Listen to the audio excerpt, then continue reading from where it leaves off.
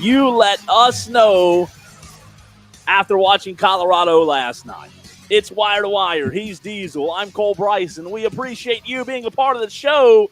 Colorado, for a little while, it looked as if, Diesel, we were going to get a close game last night. It still was relatively close, but stock up, stock down. Year two of Deion Primetime Sanders, 31-26. Still a close game.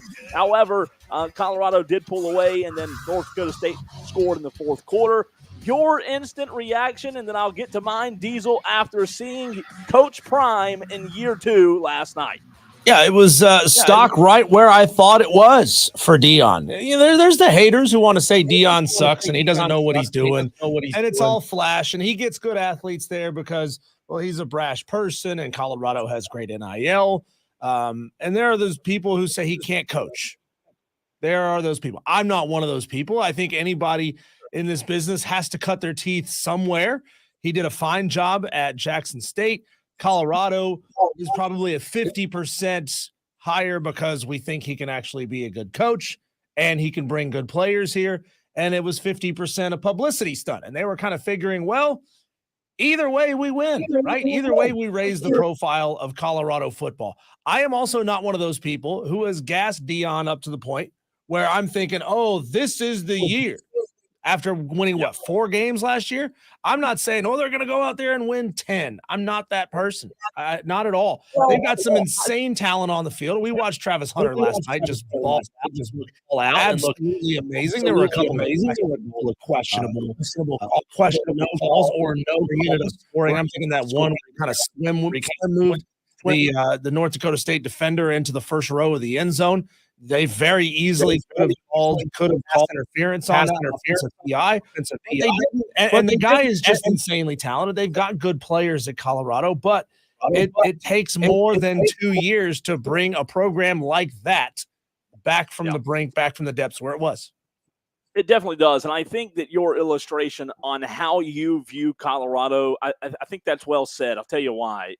I think the worst part of having reaction from the media, Diesel, is the media is going to build it up so that Colorado is so high. And we saw that last year in year one, right? The first 3 games, they were basically untouchable. And then they got brought down to earth by Oregon, and the rest was history in 2023. Last night, I thought Colorado had some really good signs. At times last night, they looked like a really good team. Now, North Dakota State on the other side, they're not, in my opinion, they're not the same North Dakota State team from 3, 4, 5 years ago. They're still really, really, really good.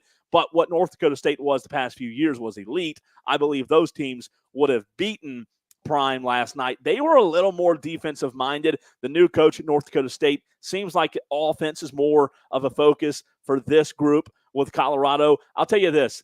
I think Colorado has the potential to have big plays, beautiful, bright moments against anyone.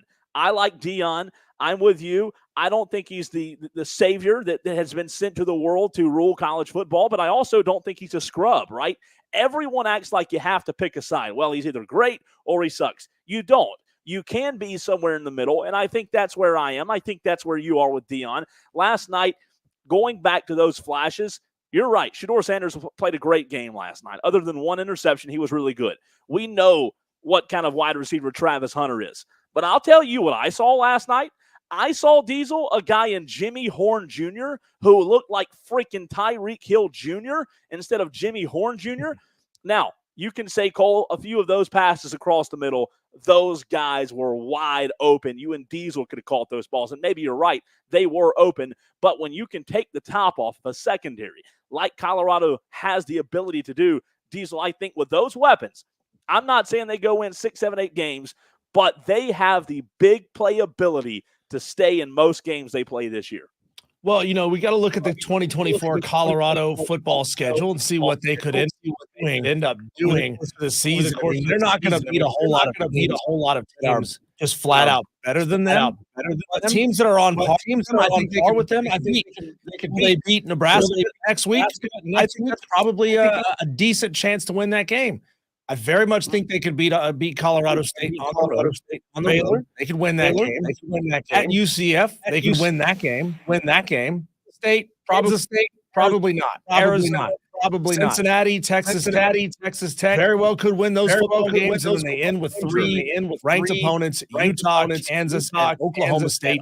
I mean, at least I don't think we're going to see this season out of Colorado what we saw last season out of Colorado, which is start 4-0, get everybody really paying attention and singing your praises, and then disappear for the rest of the season. They're going to have opportunities late in the year, assuming Hunter stays healthy, Hunter stays healthy. They're going to have some opportunities to keep piling up some wins. If this program gets to 6 wins this season, that is a step in the right direction for Colorado football.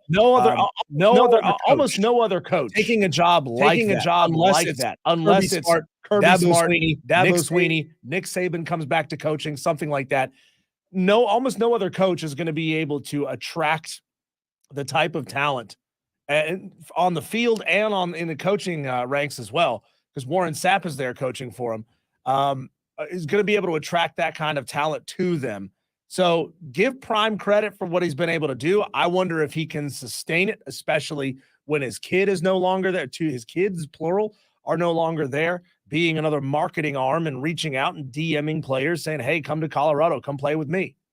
It's really fascinating. And by the way, I think the echo on the stream is fixed. Thank you guys so much. You guys are awesome. I am on location at Irmo High School. Drew, DB, Madcraft letting us know there was some echoes. The guys are saying we're good now, better on the stream. Let us know. Make sure you can hear Diesel and I both.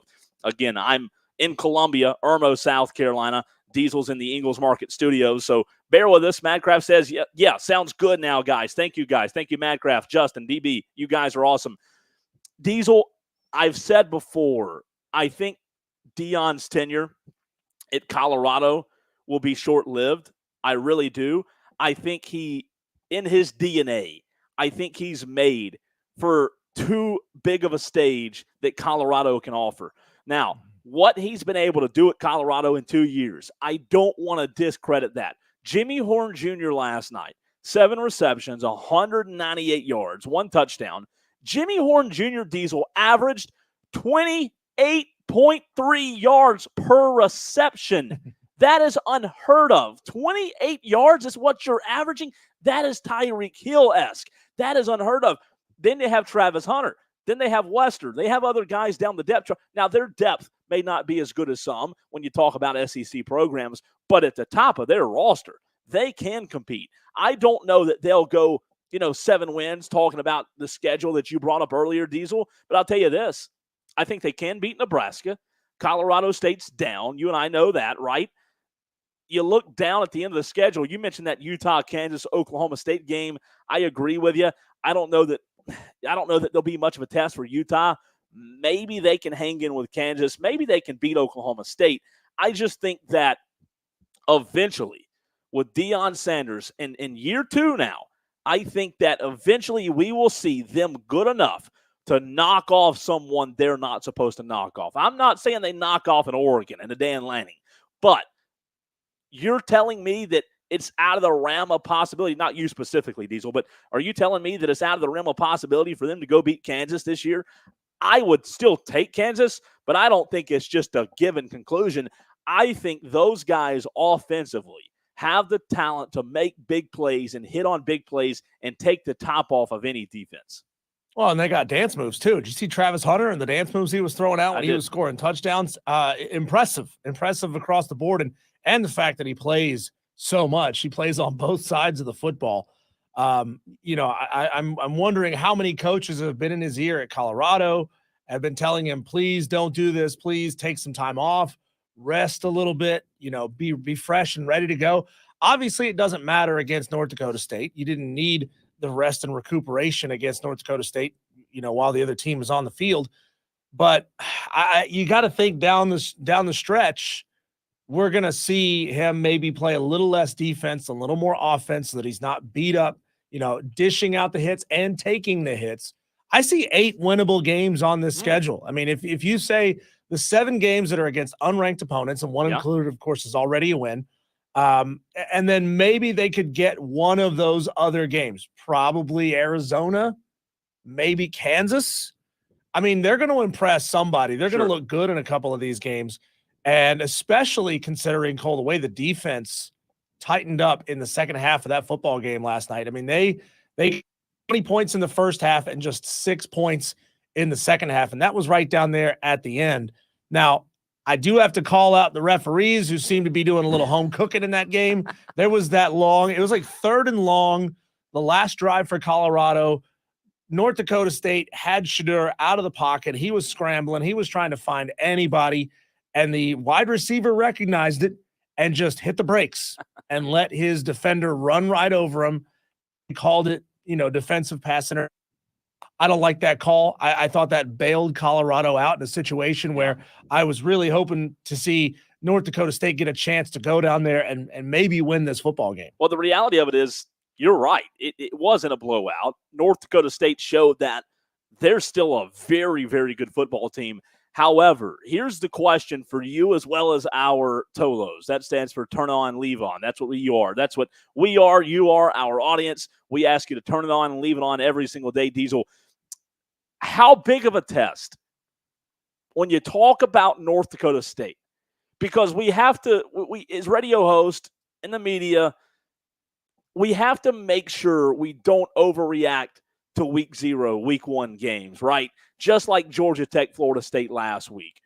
Yeah, Florida State looked terrible. Could they still have a good season? Sure. Last night, yeah, Colorado beat North Dakota State. But what I mean is, taking that game, Diesel, for what it's worth, North Dakota State's a good team. But in terms of Colorado being able to compete at the highest level, did North Dakota State give us a true measuring stick on how good Colorado was? What was it, an 8-point game? No, 31-26. Sorry, it wasn't even 8 points. So North Dakota State, a good team, formidable team. I think they're going to get better as the year goes on. But do they really? Because I think this is an intriguing answer. And I want to hear from you, Tolo, 71307. Start your text with the word fan. Did North Dakota State what it would be like for Colorado to go play the best? I don't know that they did. Colorado looked good. No. But, again, no disrespect to North Dakota State, Diesel. Well, they made their hay winning a lot of national championships in a row. North Dakota State was the Alabama of FCS for like the last 10 years or so. And it seems, at the moment at least, like that torch has been passed to the Jackrabbits of South Dakota State. I don't remember off the top of my head who they have, but I know they have a big opponent here in week number 1. But, this could have been a 3-point game, Cole. Could have been. We know that, a 2-point game, because we know that North Dakota State missed a long field goal there towards the end of the game. Could have made it a tighter football game than it was. It was 5 points. Could have been a 2-point game. They beat the spread. Look, I mean, Colorado at this point, if you want to look at it this way, they are 5 points better than a very good FCS team. And that's all we have. That's all the information we have. True. Very small sample size on these week 1, really until week number 3. This is not what fans do, right? Fans always want to overreact to everything. But, you gotta say, all right, what's my initial reaction? And then let me tamp that down by about 20%, right? Because this first game of the season for a lot of these teams, not everyone comes out of the gate looking elite, firing on all cylinders. Some teams need a little time to get the wheels going. So, I mean, Colorado is 5 points better than a pretty good FCS team, one that, I have no doubt in saying is going to be in the FCS playoffs and very well stands a chance to make a run in the FCS playoffs. One of the better teams out of the Ohio Valley every single year. So, I mean, let's be real what we're talking about here. They are Colorado as a team, as just a collection of football players who are coming in from all over the country, can out-talent a very good FCS program and beat them by 5 points. Well, at the end of the day, you're right. That's what they did. They out-talented them. Let's go to the text line. 491. This comes from Alex in Fountain Inn. Alex says Deion sucks. I don't agree with that. Texter from the 440 says, give me Notre Dame +3 over Texas A&M. Buckeye Brian, as you know, Diesel, the Upset Picks Challenge brought to you by Ingles is open. 230 says Dion is a bum for throwing the ball with 56 seconds left to pad his son numbers. Bush League says one Tolo. 618 says Colorado played some good teams, but they don't play any great teams. So I don't think they have a shot on every game in their schedule. So I have a question for the texter who said Dion's a bum who was just trying to pad his son's stats. What makes you think that? Just the fact that he threw the ball in that situation? What specifically? What did Dion say? Did Dion say, I wanted to make sure that Shadur got these stats? Yeah. Or are you just making that up, right? A lot of people want to put words and thoughts into somebody's head without having a damn clue of how the person that they're talking about actually thinks and feels. So I got into it, not got into it. I had a quick exchange back and forth with Rob Brown last night. He had a problem with that very same thing. He had that exact same take.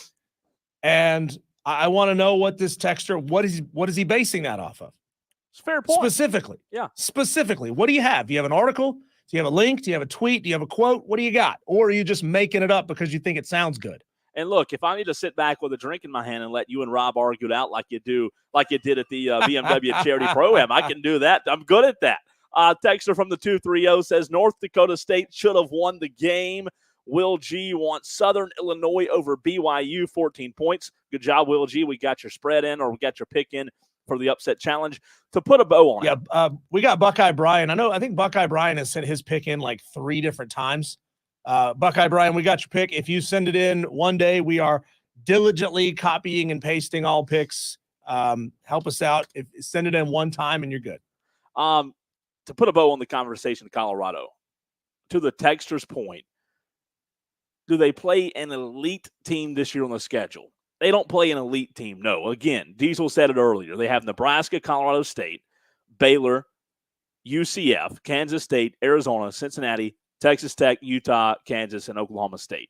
Do they play an elite team there? No. However, Kansas is a good team. Utah is a good team.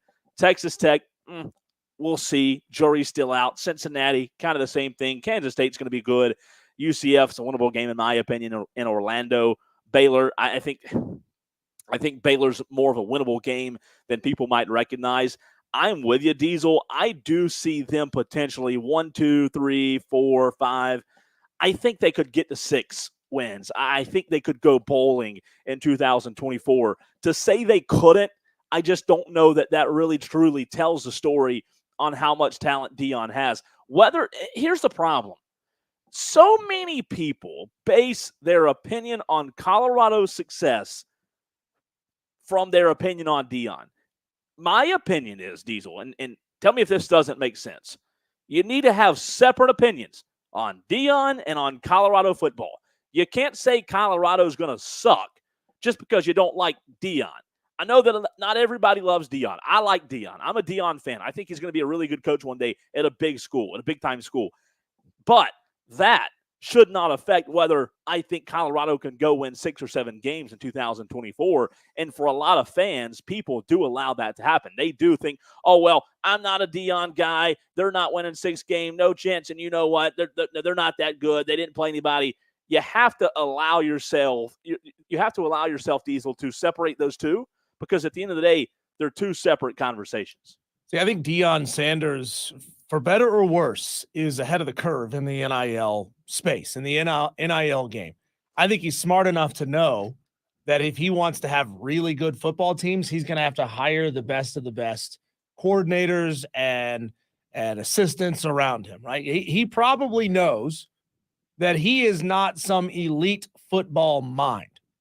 Does he know what he's talking about when it comes to football? Yeah, because he played the game for a long time and at a very, very high level. But that's different, right? Not all players can be great coaches. I think Deion Sanders is smart enough to be a decent football coach. But where I think Deion Sanders' talents are going to lie is drawing talent to him. Yeah. So you're going to see Deion Sanders get a job at a big-time power school. Maybe the people in Tallahassee get fed up and they move on from Mike Norvell and they hire him. Yeah. And then he's able to bring those high-level coordinators and high-level coaches to him. Those guys that have won a lot of games at the G5 level. Guess what? Some Kane Womack type of coach says, I'll come be your coordinator, Dion, right? And so he's gonna have that ability someday soon. People fear what they don't know, and they can't get a read on Dion. They can't figure out what it is Dion is about. They can't figure out who it is that he actually is, because he sprinkles in so much flash and flare and debonair and attitude in his day-to-day. And I don't agree with Madcraft here on the YouTube stream. Madcraft says, I can say Colorado will suck because of Dion, though. Coach has got to coach. It's his shoulders bearing the weight. I totally disagree with that. I just don't think you can say Colorado will suck because of Dion. Madcraft, Colorado's always sucked. Colorado's never been relevant. We have never talked about Colorado on the freaking radio. Have you ever heard a sports radio show before last year talking about Colorado? So Nope. To say that Colorado will suck because of Dion, it's not true, because he's brought talent there. He's won games. Like, I know they're not elite, but they have – did you watch the game last night? They have a lot of talent on that field. Dylan Hayden is a good back. Shedeur Sanders, obviously, we know what he is. They still have a little ways to go in the run game. But Jimmy Horn Jr., Travis Hunter, those guys, are you kidding me? They're fantastic. And to say that they'll suck because of Dion, man, I find that disrespectful.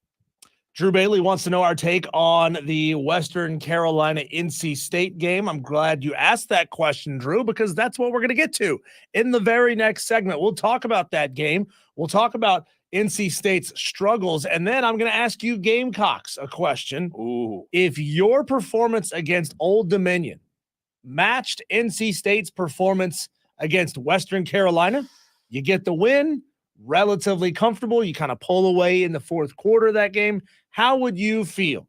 How would you react? We'll get to that next, right here on 97.7 FM in Greenville, 97.1 FM in Spartanburg, and everywhere you are on the free Odyssey app.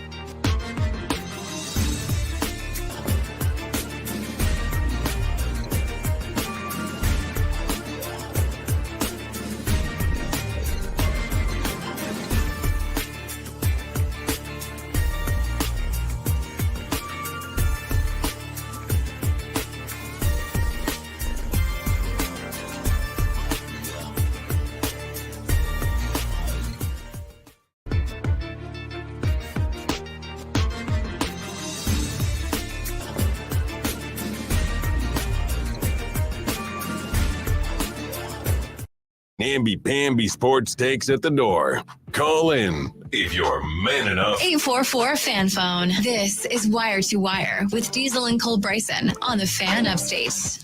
Pedestrian. That's a word that I would use to describe NC State's season opening week 1 performance last night against Western Carolina. 38-21 final score. It's certainly skewed by a 21-point fourth quarter for NC State. They were down going into the fourth quarter of that game, Cole. But it's a game where it always felt like Western Carolina had shot their shot early. They had played phenomenal defense early, and they were going to fizzle down the stretch when you're going up against bigger bodies than you play after play after play. Yeah. You know, that game, Diesel, last night, you and I talked about it briefly yesterday on the show. And again, for those watching on the stream wondering, where's Cole? I am at Irmo High School where Burns will be tonight. That's why I'm on location. The NC State Western Carolina game. You look at the final score, 38-21. NC State improves to 1-0 on the season. Diesel, I don't believe that score is indicative of how close that game was. You look at the final stat line, 318 yards for Grayson McCall, 3 touchdowns, 1 interception. Again, a good stat line. I don't think that stat line's indicative of Grayson McCall last night. Did he put up stats against Western? Yes, he did. However, I may get pushback on this, but I wasn't impressed last night. I wasn't impressed with Grayson McCall, and I wasn't impressed with NC State. I know they pulled away late, but that was uninspiring. Yeah, I wonder how much of it is Grayson McCall being forced into a new system. Yeah. How much of it is Grayson McCall playing under a new head coach? Sure. And how much of it is Grayson McCall now going up against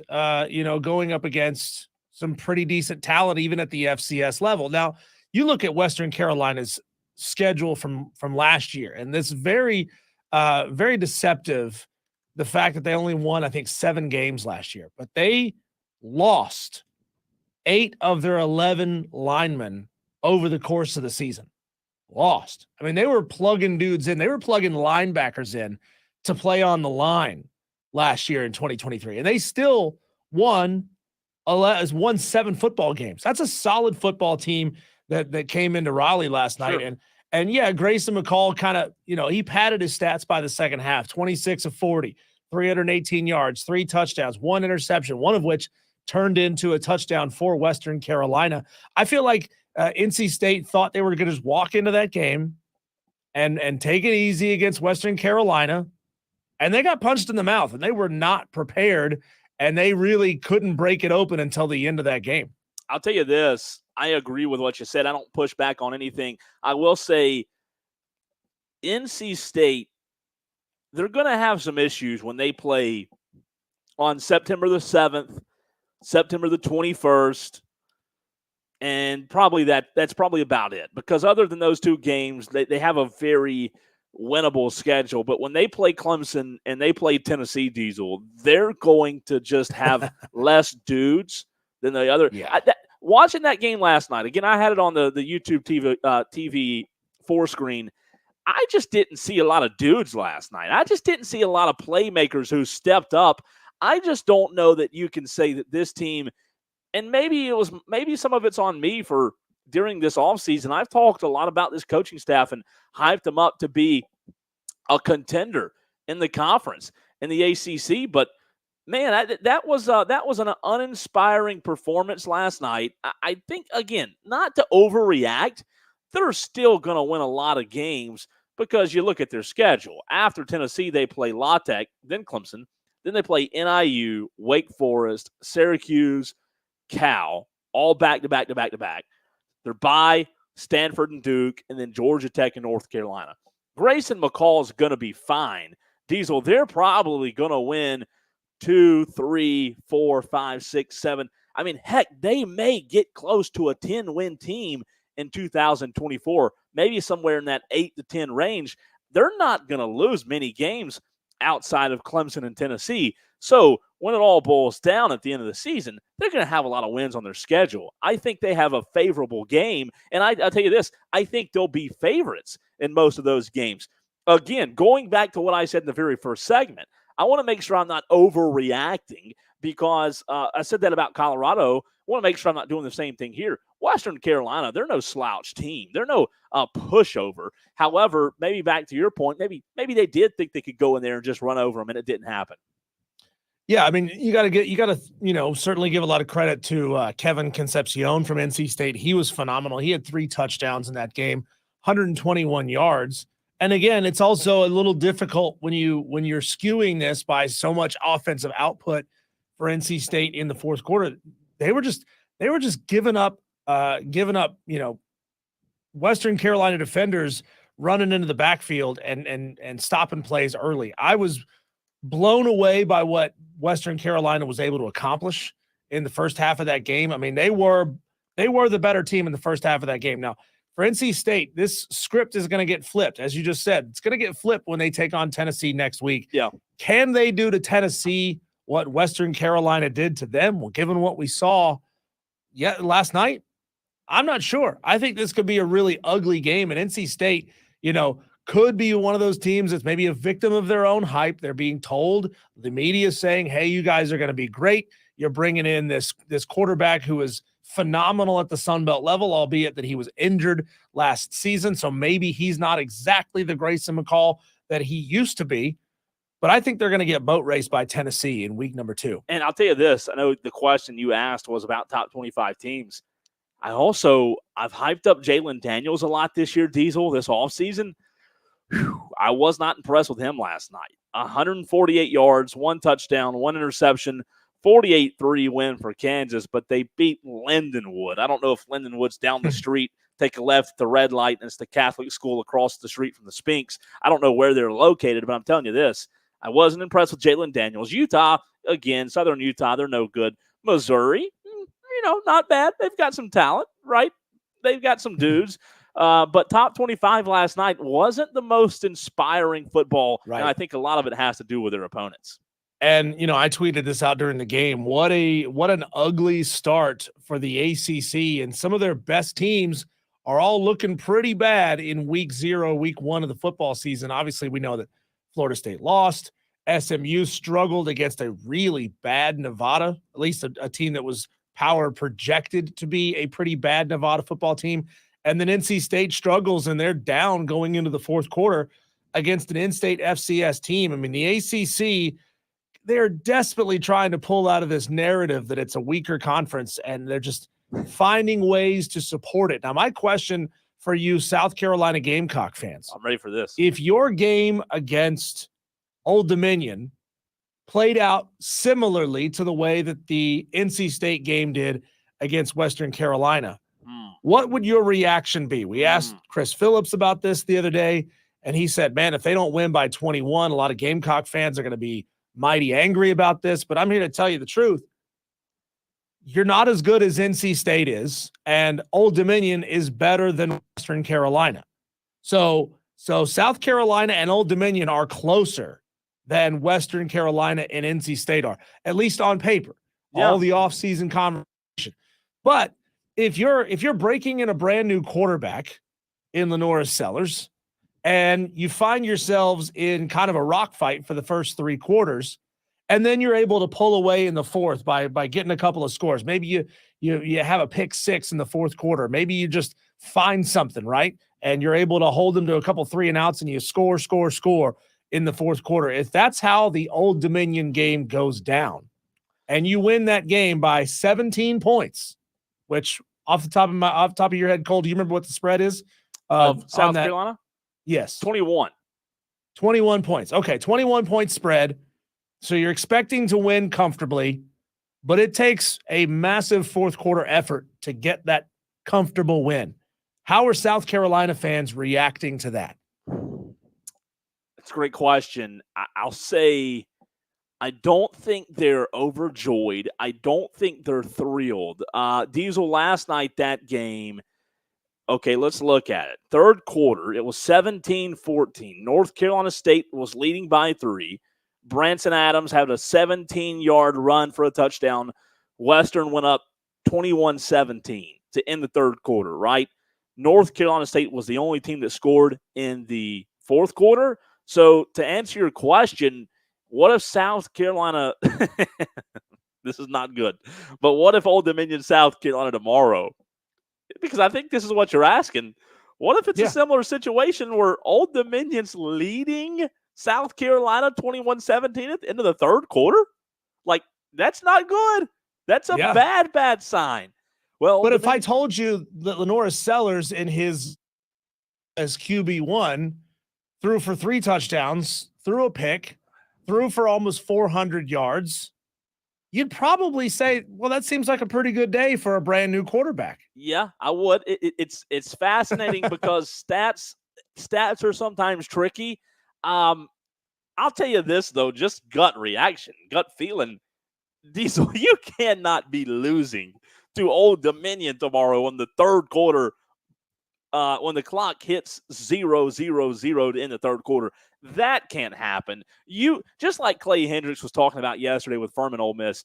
If a team like Old Dominion just keeps hanging around, that's when the doubt starts creeping in. The longer they hang around, man, that's not good. So to really answer your question, I'd say it's a terrible look. It'd be a terrible performance, not individually statistically for Lenoris, but I just that'd be a little too much, too close for comfort, if you will. Yeah, see, I look at that and say, hey, get the win, have yourself a performance where you put up a number of yards and a number of touchdowns, get out of there with a win, right? Take your growing pains. Maybe Lenora Sellers is that next coming of you-know-who, and he has just that phenomenal first season as a starter. But that's usually not the way it goes, right? Most players don't just fire out of the gate, all engines blazing. Yeah. So if I'm getting a 17-point home win against a game opponent in Old Dominion, and we only have 1 turnover in the ball game, and we're not making stupid procedural penalties, I'm feeling pretty good about myself if I'm a South Carolina Gamecock fan. But we all know fans react far differently from the way you and I react. Sure. High school football week 1 is here, Diesel. Biggest games tonight. Some of my picks, questions from you, Diesel, as well as questions from our Tolos. All of that coming up. You can text the show 71307. A little high school football week 1 conversation next.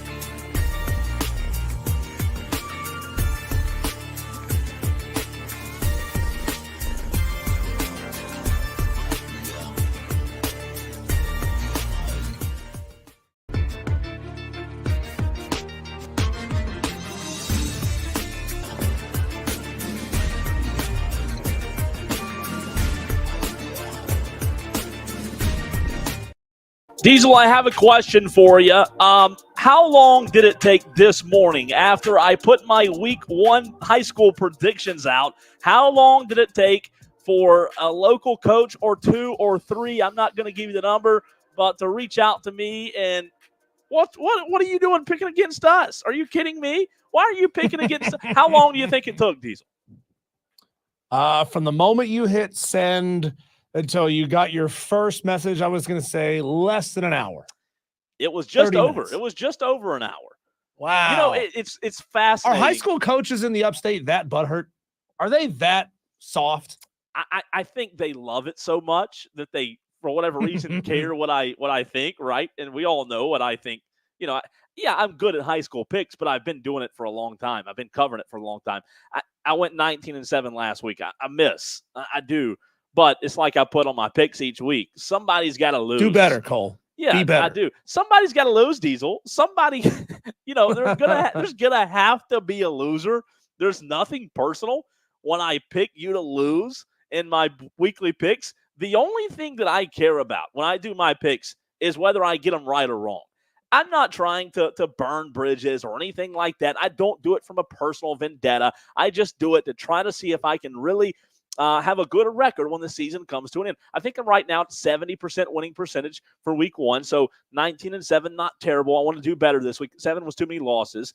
But week 1 of high school football is here, Diesel. I am at Irmo High School. I wish I could turn the screen around. It really is a beautiful view right here in Columbia, not far from where the Gamecocks will play tomorrow versus Old Dominion. What's their mascot? Old Dominion. Monarchs. Thank you. God, Diesel's the mascot king. The Monarchs and the Gamecocks tomorrow, not far.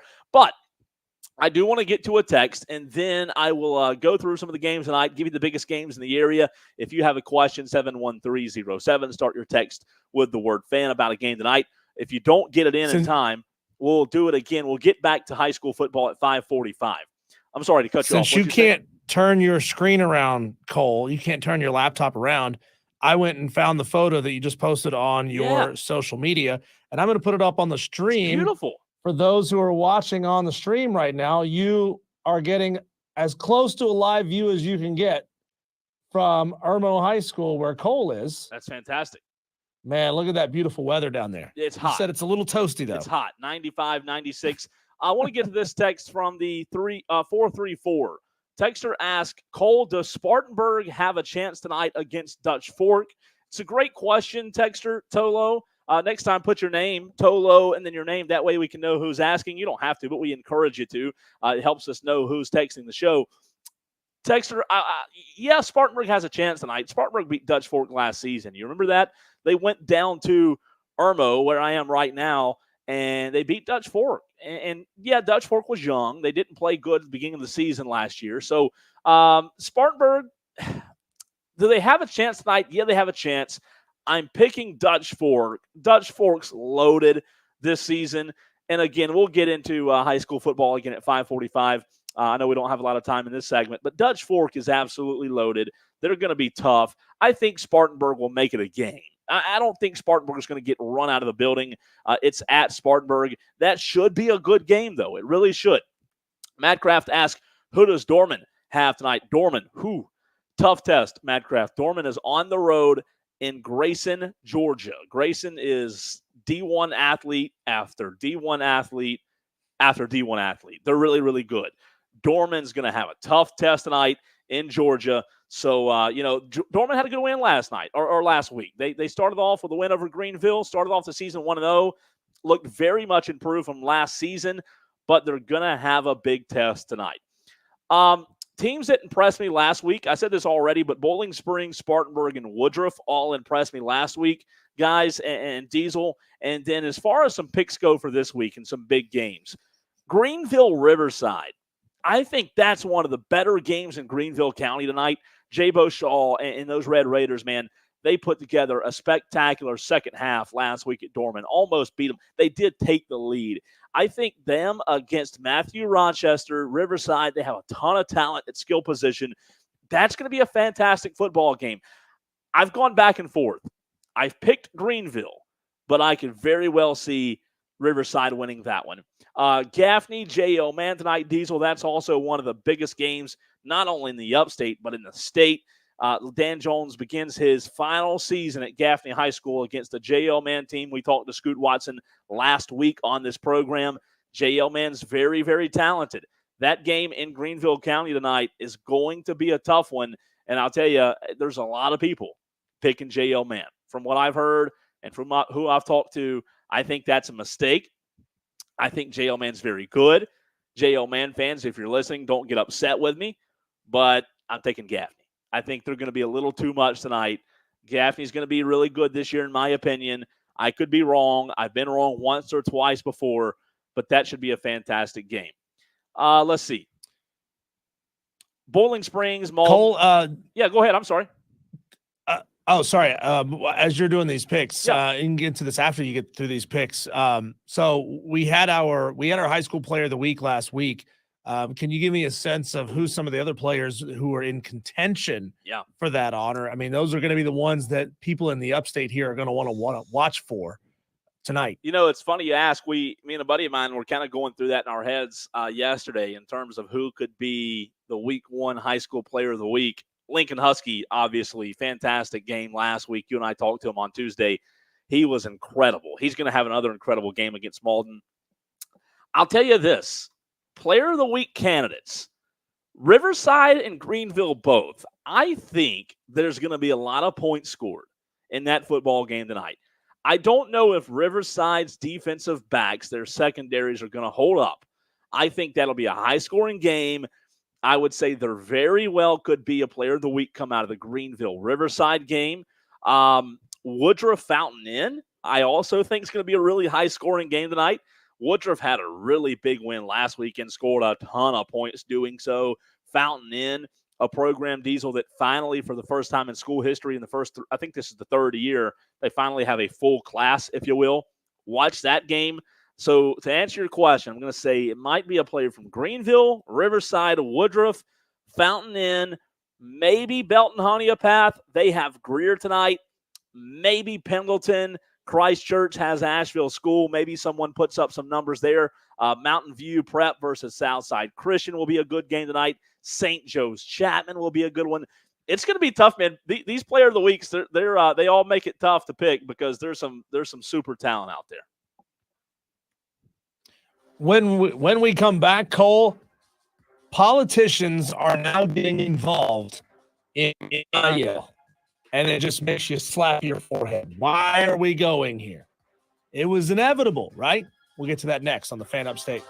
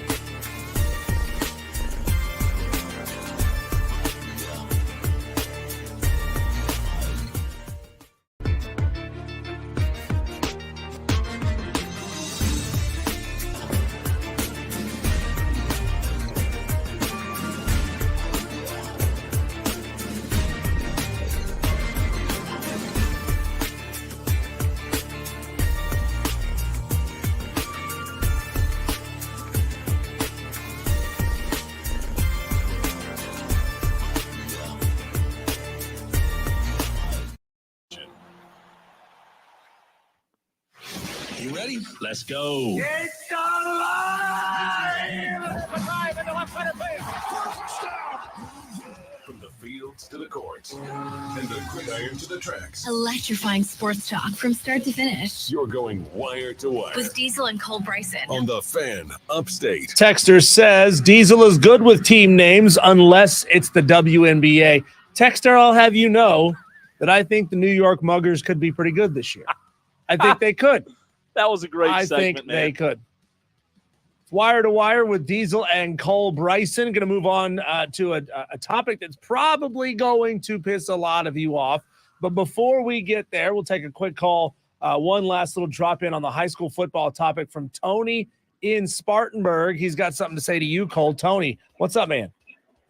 What's up, guys? Cole, the crime dog Bryson. Listen, man, you missed a ginormous nugget on Grayson. For those that don't know, Grayson High School is tucked in between Atlanta and Norcross, Georgia. So they're drawing from a unbelievable base and athletes down there just outside of Atlanta, squeezed in Norcross. So not only that, they beat St. Thomas Aquinas from California last week. So Wow. I like Norman, saw him play on TV last week. I think Norman gets beat this week. I agree with you, man. And look, good nuggets there. Yeah. Those guys are building a program at Grayson. I mean, they're in the perfect place. They're a 5A school already.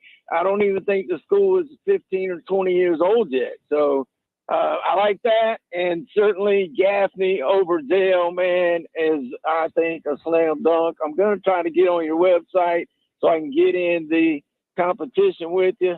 And so somebody can bring it to you and you not just win every week and say somebody bring it. I'm going to bring it to you. Yes. In high school football. Got Tony laying down the gauntlet on you, Cole. I like it. Thanks for the call. Hey, good to hear from you, Tony. Yeah.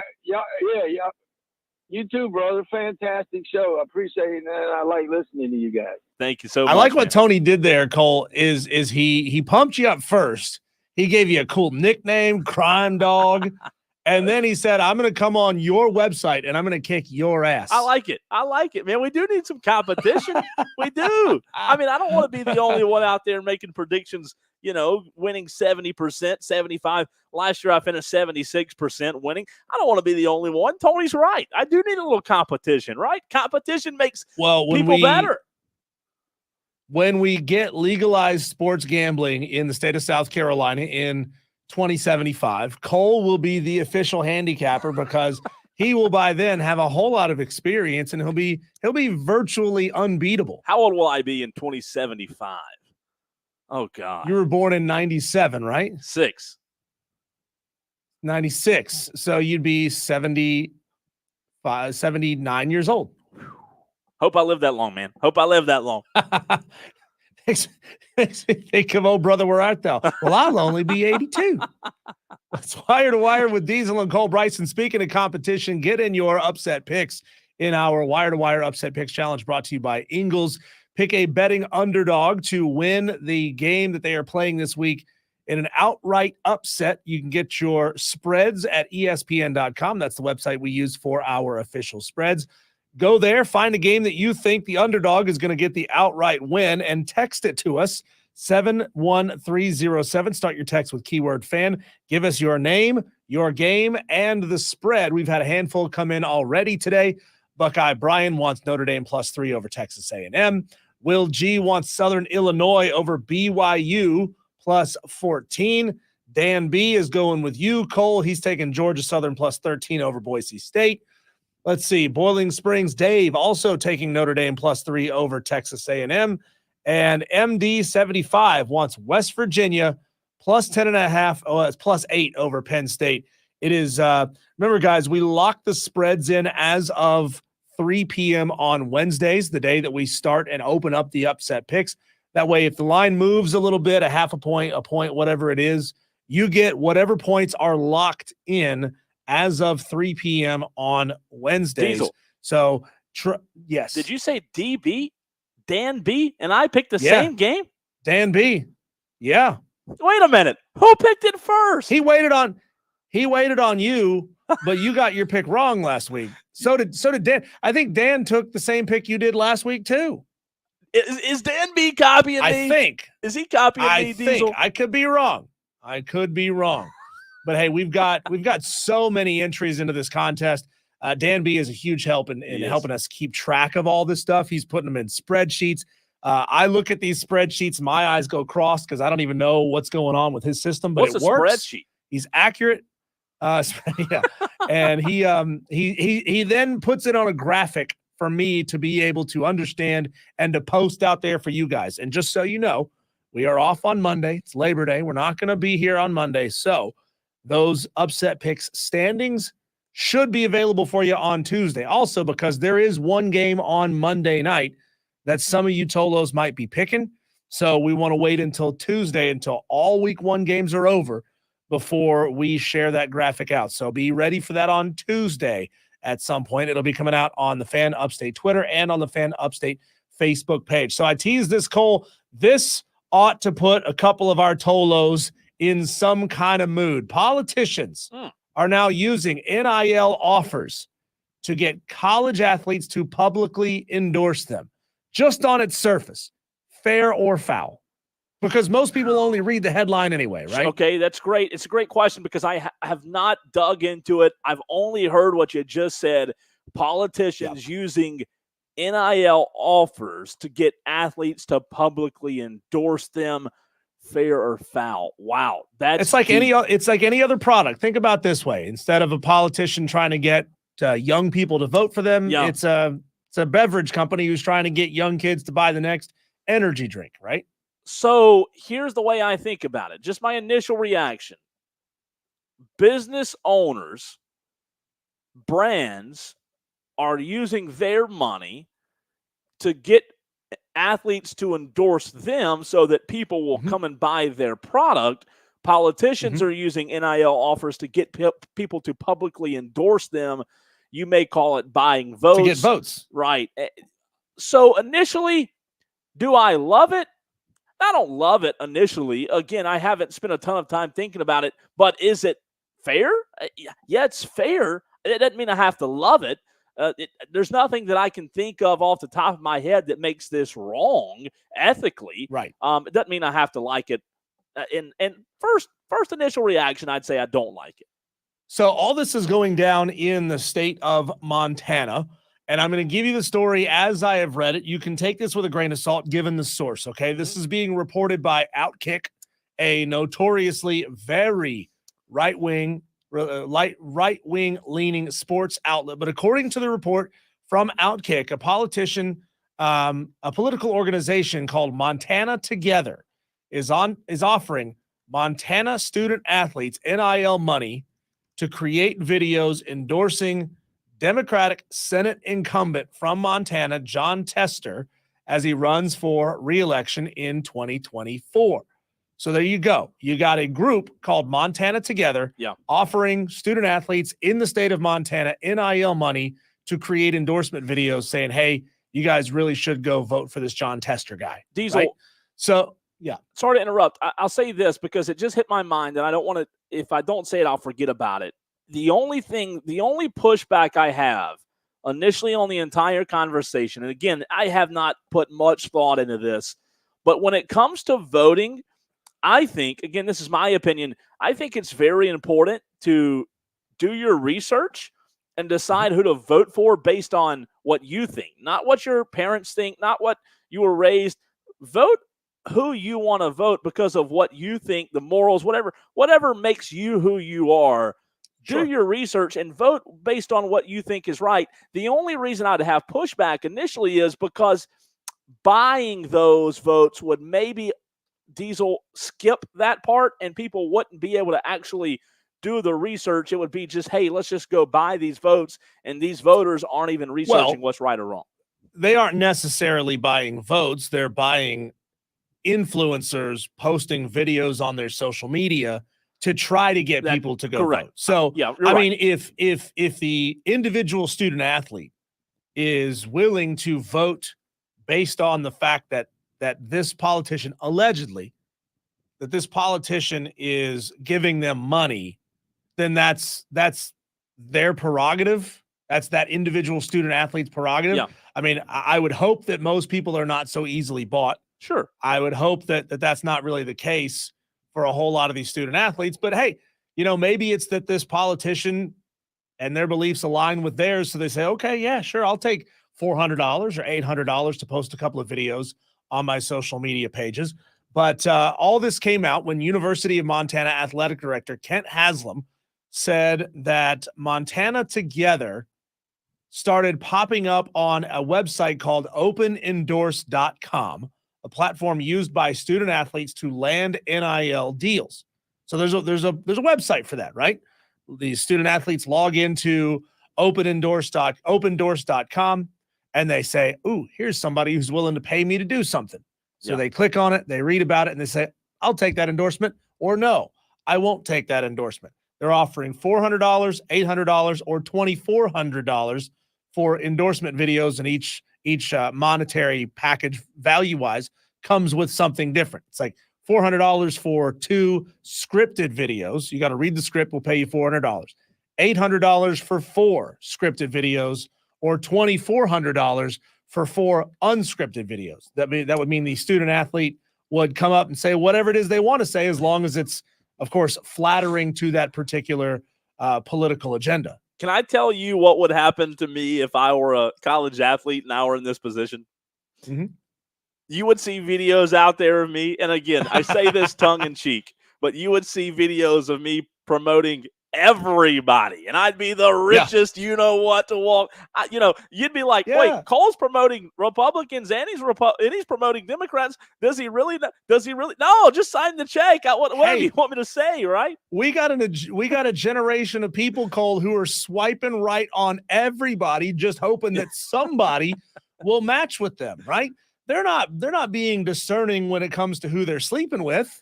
So why would you be discerning when it comes to who's willing to pay you money just to put a video on your Instagram page? It is interesting, and I do believe, not to get into a deep rabbit hole conversation here, I do believe you'll see more and more of it, because at the end of the day, regardless, and I said that last statement, like, being funny, at the end of the day, though, the reality of it is, Diesel, people can be bought. Now, you will have people who stand firm in what they believe in, and I don't think there's anything wrong with that. My personal opinion, if you believe in what you believe, you don't allow money to sway you otherwise. I think that's admirable. I don't think there's anything wrong with that. However, everyone's different, and I do think there would be a large majority of people who would say, yeah, here's my Venmo. Go ahead. Yeah. Whatever you want to say, you go ahead and pay me, and we'll get it over with. So the politician in question, John Tester, he, again, sitting incumbent, senator from the state of Montana. He's won 2 cycles in a row. He's going for re-election now for the second time, his 3rd term.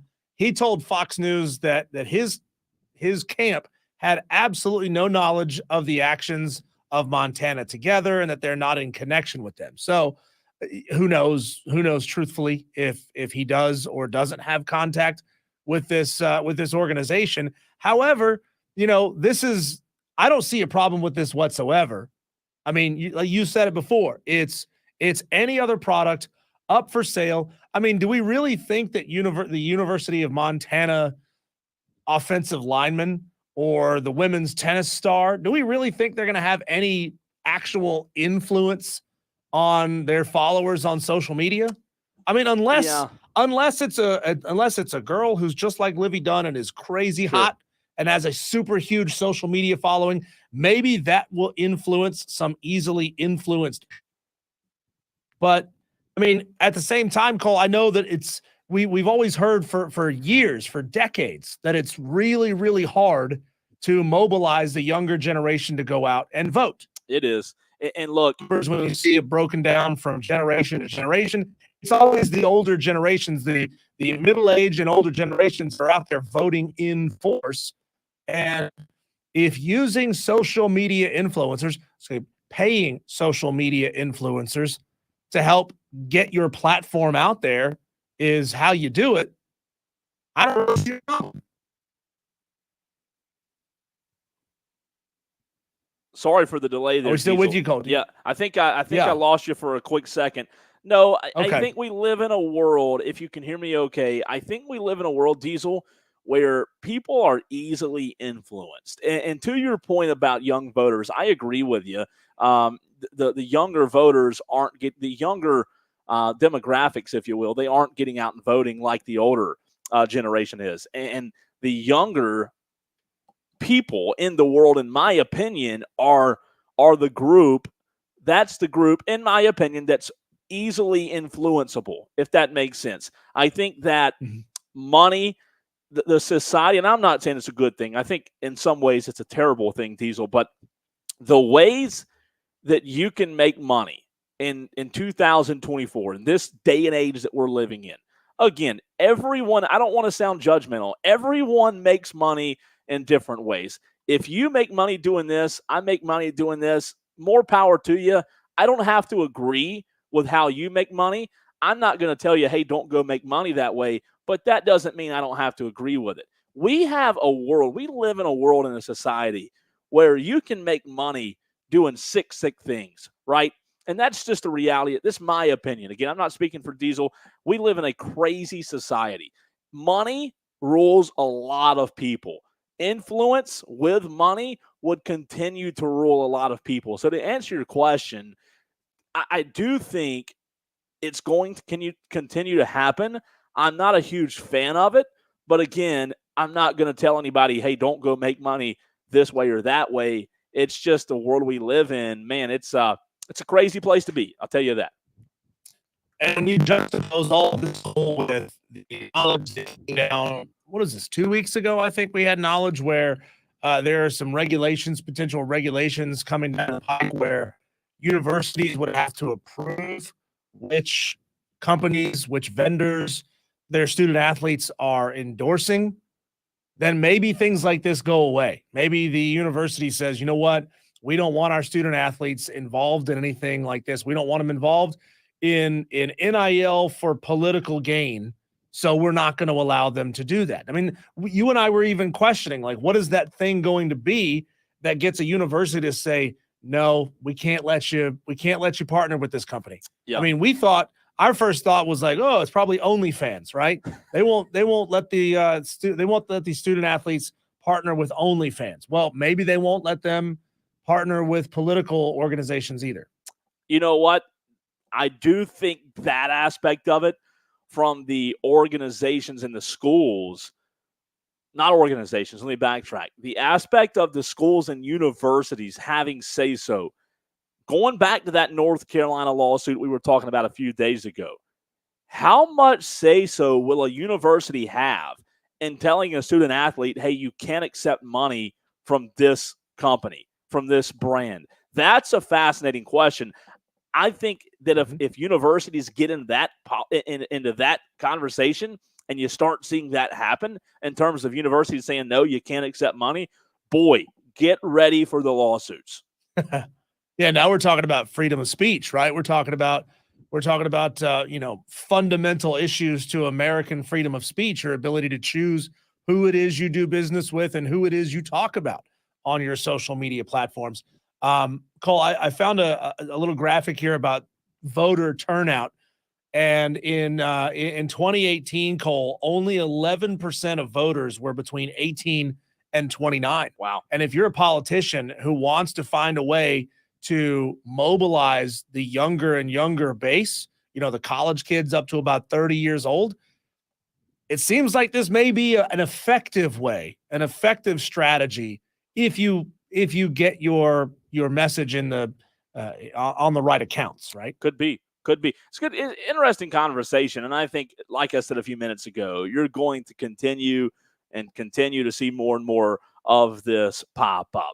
All right, let's take a break. When we come back, it's our friend, your friend, Shane Connick, who's fantastic. He makes anyone a fan of NASCAR. He's with the Charlotte Observer. We'll talk to Shane Connick next.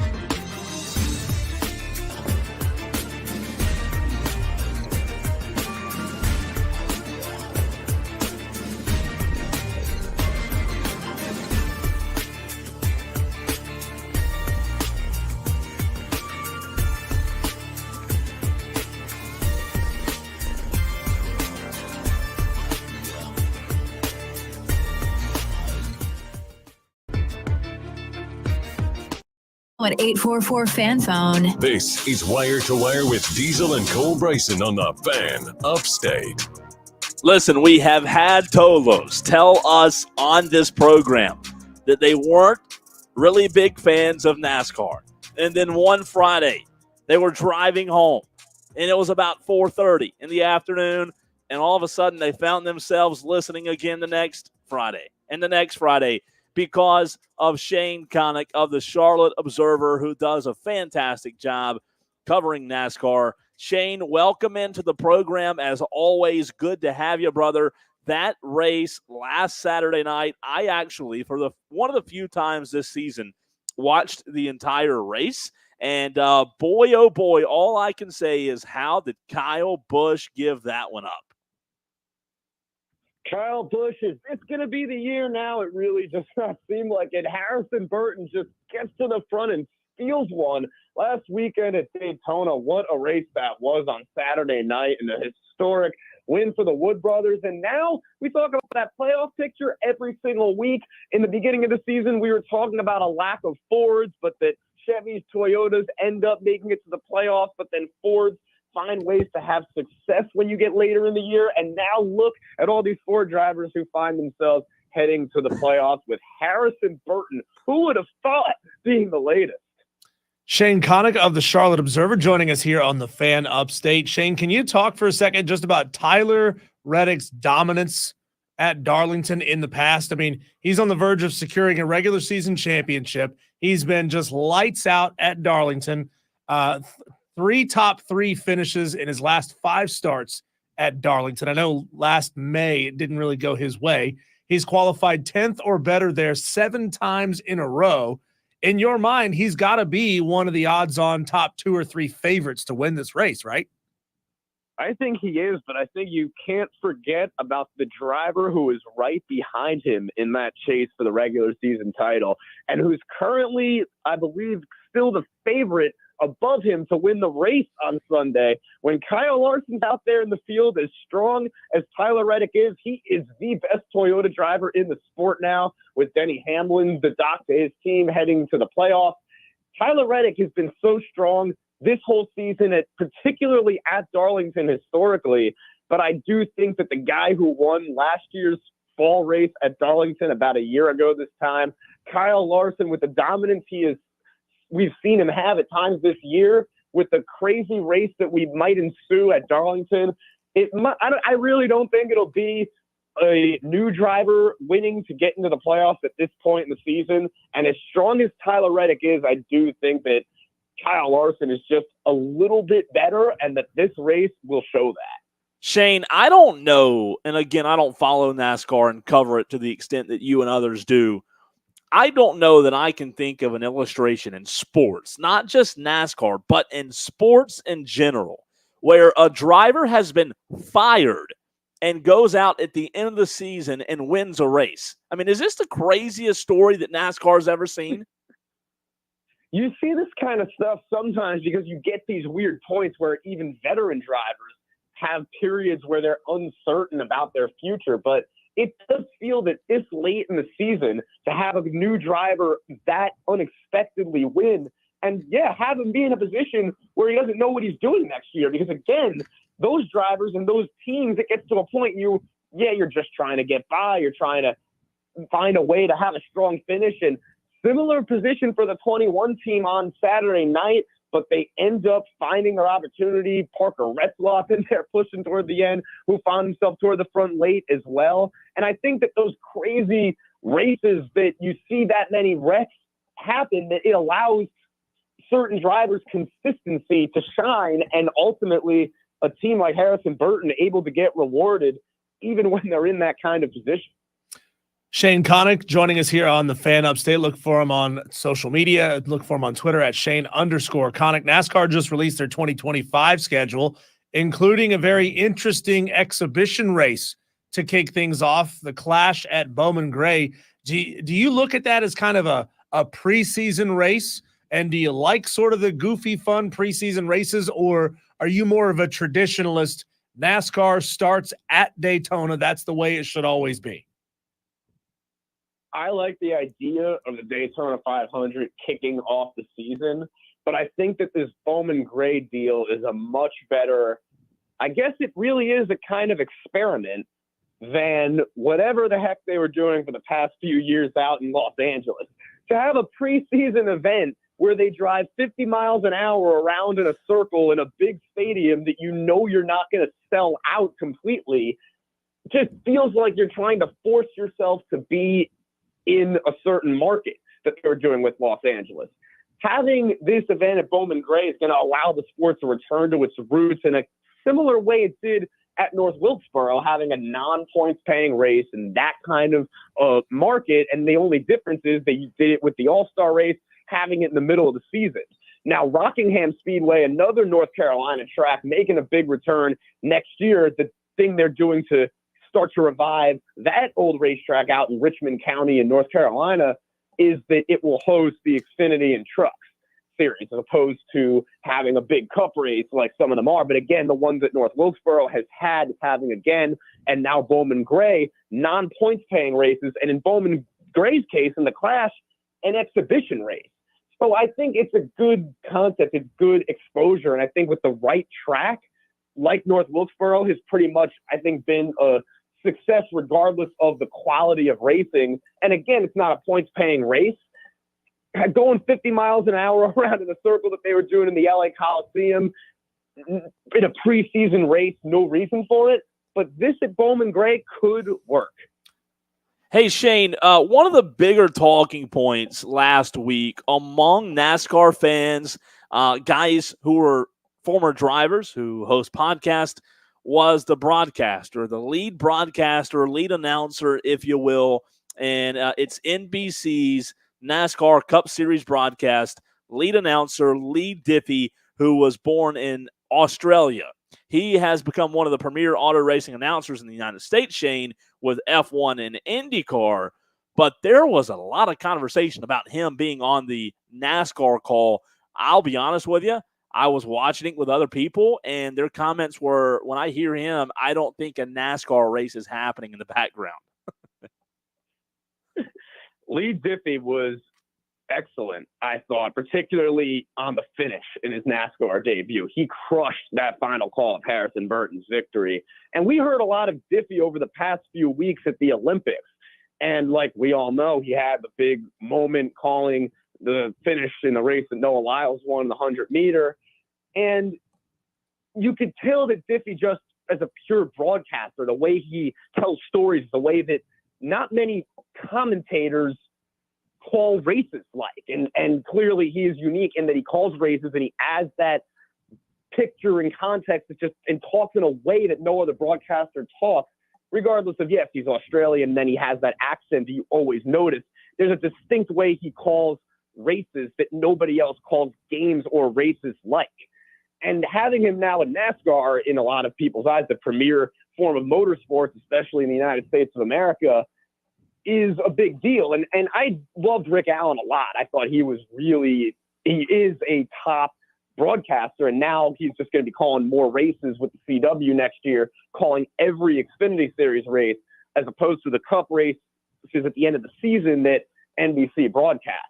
Lee Diffie, though, a definitely bigger name, they feel like, and all that, but I think that after this weekend at Darlington, we heard how he sounded on NASCAR, and we could tell that he researched, he knew as much about the teams, as much about the sport as any broadcaster who has been doing it, calling NASCAR specifically, a long time would have. And again, Diffie being in a unique spot that, and it's not like NBC does every single NASCAR race for the entire season, that when it moves to Prime Video for 5 races in the middle of the summer next year, you have 5 races on TNT Sports. Dale Jr. is going to be all over those broadcasts. They're going to look, we already talk about how much different Mike Joy, Kevin Harvick, and Clint Boyer and the entire Fox broadcast are from the NBC broadcast. We're going to really have 4 completely different types of broadcasts over the season in the future. And that's going to allow for the uniqueness of having that, I guess, big race feel of having Lee Diffie toward the end of the season when you get toward the playoffs and toward the championship. And overall, it seems like the reception was pretty positive, especially after the end of that race and how he called it, and with Harrison Burton winning and nailing it at the end with the Jeff, your little boy has done it line, and then creating the whole moment with Jeff Burton running down there to celebrate with his son. And it's going to be interesting. Shane, can you go a little more into that the 5 races in the middle of the season you're talking about there? For those who don't know, there's going to be an in-season tournament starting at the end of June, running through the month of July. Your thoughts on even doing this in the first place? Is it a good idea, or is it yet another gimmicky thing that NASCAR is trying? Well, we're going to have the whole in-season tournament thing. Yes, it's a gimmick, but NASCAR has been implementing these gimmicks, and they add eyeballs to the sport in some way, and the eyeballs, the people who are watching the sport, especially these younger, newer fans, just have more to talk about throughout the season, even if it's that they don't love every single thing that NASCAR does. But either way, aside from the in-season tournament, it's going to have drivers competing against each other on the racetrack, in addition to how they're battling in points and for their teams and for themselves trying to win each week. These races are going to allow them to just have a different feel for the viewer and even for the fans who attend them. These Prime Video slate that it got starts off with the Coca-Cola 600. That's always one of the biggest races for TV, one of the biggest races in terms of new people who don't always go to NASCAR or even follow it at all, going to a race for the first and only time in the year or the first time ever. And so having a more unique broadcast, a more distinct broadcast, kind of like, again, we see the traditional Fox broadcast. A lot of people have a lot of negative things to say about aspects of them, might have a lot of really positive things to say about things like the booth. Then NBC, people may not love the booth as much as the Fox booth, but it's a markedly better quality broadcast. And now they don't go to commercials, which is awesome. It's all keeps changing. And again, I do think that breaking it up a bit and having these different broadcasts, as long as they have people who like Dale Jr. is going to be all over the new stuff they're doing, that will continue to at least potentially create more buzz at each point in the season. Shane Connick, the Charlotte Observer. Shane, my last question for you. Would you look at the totality of this NASCAR season? Because we know ratings took a dip. The last few years, they have been on the increase, if you will, on the incline. They have boosted a little bit, bumped up a little bit over the last few years. Would you look at this 2024 NASCAR season as we head into the playoffs as a success for the sport? I think it has been in a lot of ways. Like we talk about every week, you've had so many different things happen, and then each of those moments, starting with the big one toward the end of Daytona 500 and having one of the stars of the sport and William Byron getting his first win in that kind of a race, having the 3-wide finish we had at Atlanta, then eventually the fight at North Wilkesboro, all different types of stories that are going to reach different people who either might have always loved NASCAR and they appreciate an old brawl at a place like North Wilkesboro especially, or new fans who might just, like people I know who might not have known a thing about NASCAR, come across a video of 2 known top performers in a sport getting into a fist fight. So I think that there have just been all different moments from on the track to off the track this year. It hasn't been the thing to have to note at this point in the season, though. It hasn't been the greatest year ever or anything like that. I mean, maybe in a lot of ways it is because of how the technology and the social media and the media rights that we have and the money now compared to any time before.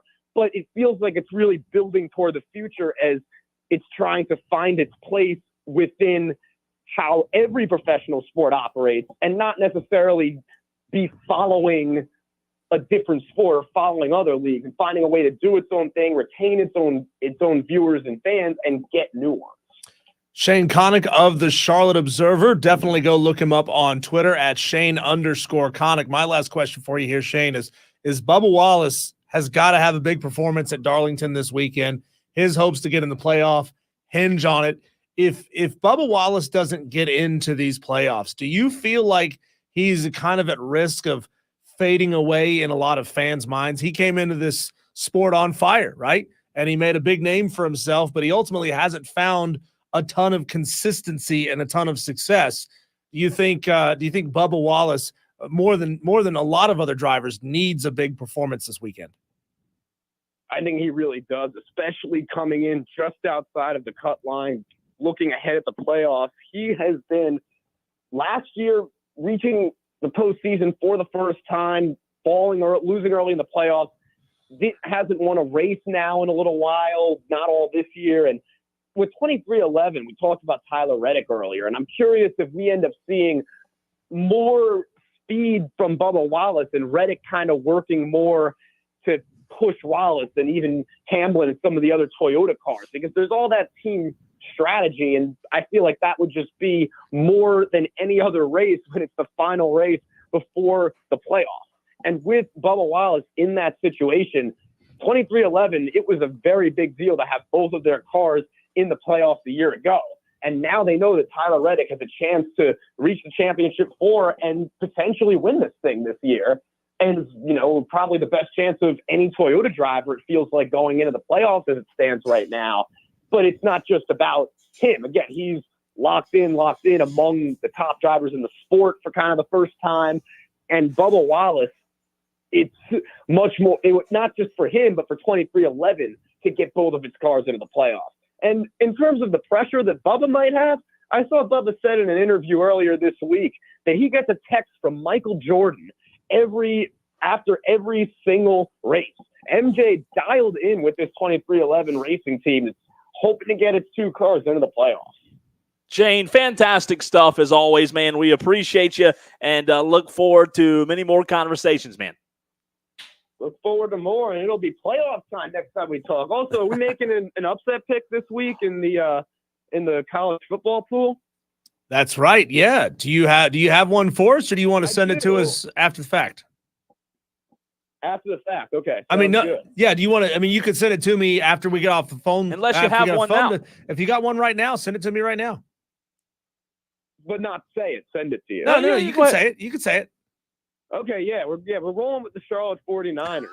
Under the lights, Saturday night, the James Madison Dukes are coming into the Queen City. It will be an atmosphere in Charlotte, a gold rush theme. Tickets nearly sold out. The team in alternate gold jerseys now in college football 25. Should be a cool atmosphere in Charlotte tomorrow night. And I think the Niners, spread keeps on moving. Biff Poggi talked about how this week trying to drum it up that about half of the starters are going to be out for Charlotte. And that allows, I think, and he talked about how it started to really tout a bunch of specific JMU players. I think that he's just trying to now drum it up that, we're going to get killed at home. And that's the case. Now, Charlotte has got this. They've been hungry. They've been fired up all training camp and coming out on a Saturday night under the lights at home. Give me the Niners. So, Shane, can you tell us, do you have any idea where that spread started? Because as of right now, it's James Madison -8. And if this information had come out from Biff that a lot of starters were going to be injured, you would think that line has moved since that interview has happened. Do you have any intel on that? I believe it opened at 9.5. JMU -9.5. Charlotte and was, talking a lot about that. The line starts to move to 8.5 to 7.5. It got all the way to -6.5 before Biff, when we entered the room for Biff Poggi's presser on Tuesday. And by the end, when I walked out of that room and checked DraftKings, it was already slightly up to -7. Wow. Fantastic. Shane, we appreciate your call. We appreciate your pick, and good luck. I mean, James Madison is a program that has enjoyed an awful lot of success over the past couple of years. But hey, they've gone through a lot of changes. New head coach, new quarterback, a lot of things. So hey, maybe Charlotte gets that first big signature win of the 2024 season. Good luck. Yeah, thank you. Two programs on the rise and college football kicking off. Nothing like it. Yes, sir. Shane Connick of the Charlotte Observer joining us right here on the Fan Upstate. We appreciate his time every single week. We know that you Tolos love him because you tell us that you love having Shane Connick on these airwaves. When we come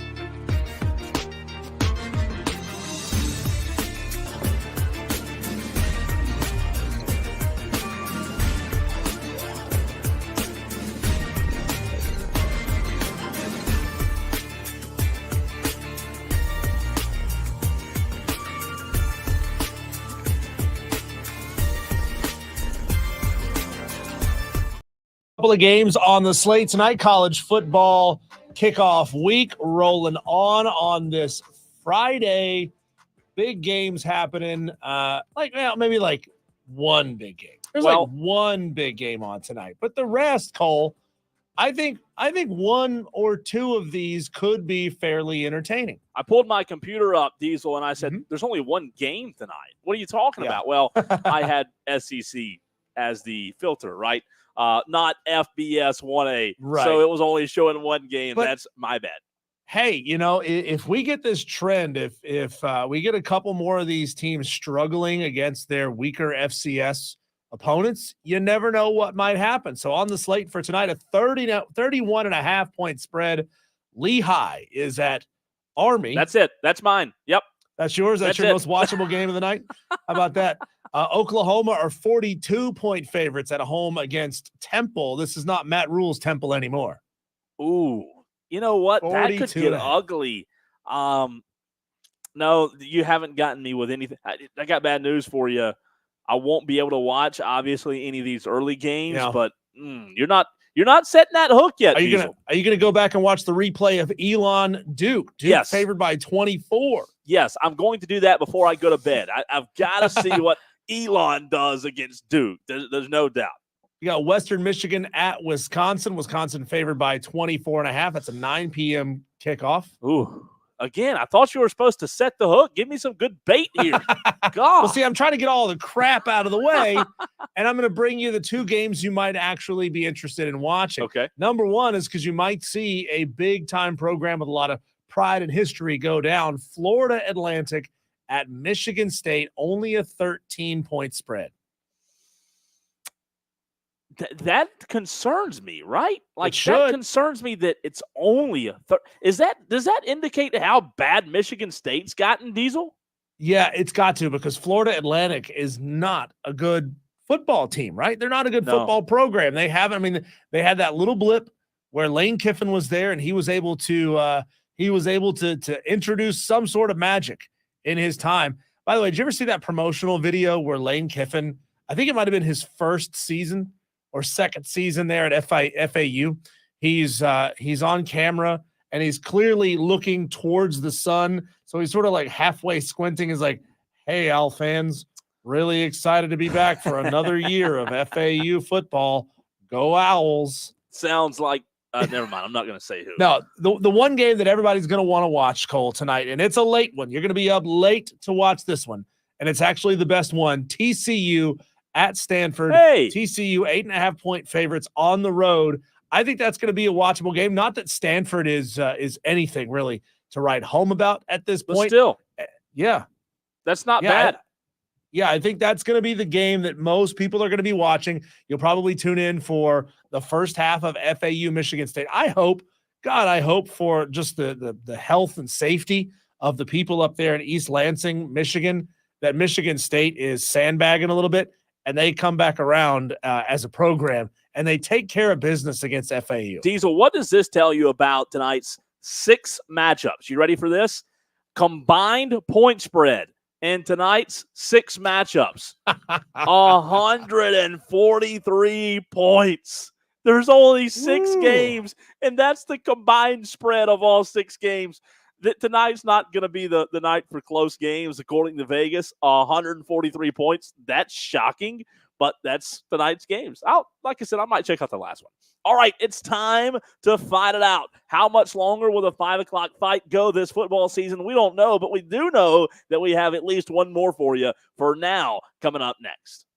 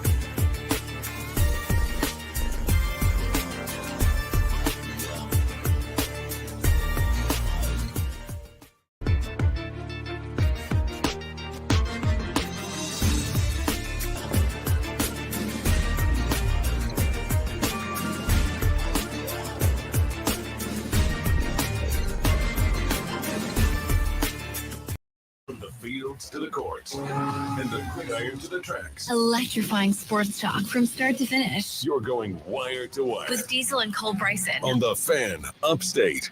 Hour number 3 of the program coming your way. It is Wire to Wire on the Fan Upstate, 3 to 7 p.m., 97.1 Spartanburg, 97.7 Greenville, anywhere in the world on the free Odyssey app. He's Diesel. I'm Cole Bryson. So good to be with you.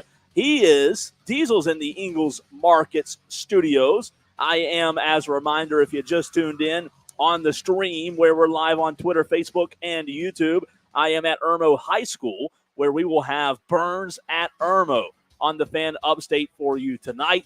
Pre-game show 7 o'clock, kickoff 7:30. Diesel, you know what time it is? 5 o'clock, the most interacted with segment on this radio show. Let's get it started with a 5 o'clock fight. It's an all-out slugfest, and nobody's leaving unscathed. 3 topics, 1 winner. It's the 5 o'clock fight on Wire to Wire with Diesel and Cole Bryson on the Fan Upstate. I know we have a lot of new listeners during football season that hop in. You know, we have our TOLOs, which stands for Turn On, Leave On, during the course of the year. But then football season comes around. People come out of hibernation, turn the radio dial back on for the first time in a long time, and we're glad to have you. By the way, what's TOLO? Turn On, Leave On. That's what we call you. So I want to let you know about the 5 o'clock fight each and every day. 5 o'clock, there are 3 rounds based on sports, life, food. Some days it's random. But like I said, it's the most interacted with segment on this show. It is the 5 o'clock fight. You get to tell us who wins and who loses. Diesel and I must disagree in all 3 rounds. Let's get it with round 1. Diesel, 2024 Gamecock football, 24 hours from now, will be underway. 4:15 kickoff tomorrow in Willie B. That place is going to be rocking. That place is going to be hot. I saw earlier where they announced it will be the record high at kickoff in the history of South Carolina football tomorrow. Ooh. It's going to be a brutal day to be in the stadium, but a great day to be in the press box where I'll be. So good luck to you guys going out there, the Gamecock Tolos. But the question revolves around Gamecock football in 2024. Diesel, we know that Robbie Ashford came into the program, has now climbed to QB2 on the roster behind Lenora Sellers. Round 1 question. Does Robbie Ashford make life uncomfortable for QB1 during the season? Oh, that's a tough question. I mean, you're asking me basically, do I believe Lenora Sellers will open up the door by having a bad performance or 2 or 3 that allows Robbie Ashford to step in and potentially steal the job away?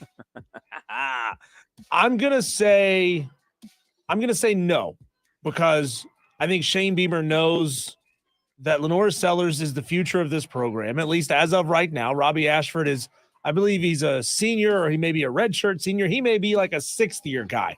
I do believe this is his last year there. I know Shane Beamer's job is on the line. I know that he feels like he needs to be in win now mode. But I don't think Shane Beamer really lets those sort of things affect his decision making.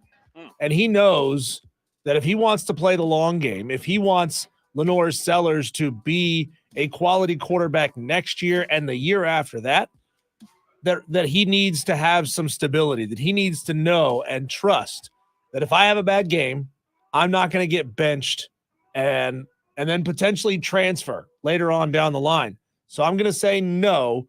Robbie Ashford doesn't make a true strong push to be QB1 this year. So I like your reasoning. However, I'm going to push back. I'm going to disagree.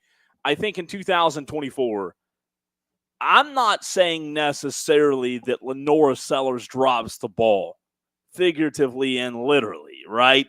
However, what I am saying is I do believe that Robbie Ashford is a guy that's a quality starter for a lot of football teams. And I think that if Lenora Sellers were not QB1, Robbie Ashford would be looked at as a quality starter for the Gamecocks. I say in 2024, at some point, he does make life uncomfortable for Lenora Sellers. And you can look at this two different ways, Diesel. There's two sides of this coin, right? The one side is what you mentioned. Lenora's having a bad day, or one or two or three bad days, right? And then Robbie Ashford having an opportunity to come in and take the job.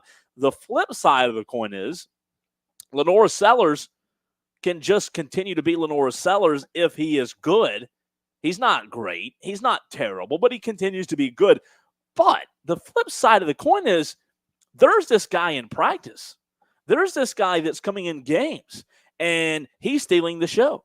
He's stealing the headlines. He's outperforming QB1, and I do think that Robbie Ashford's a good enough quarterback to make life uncomfortable.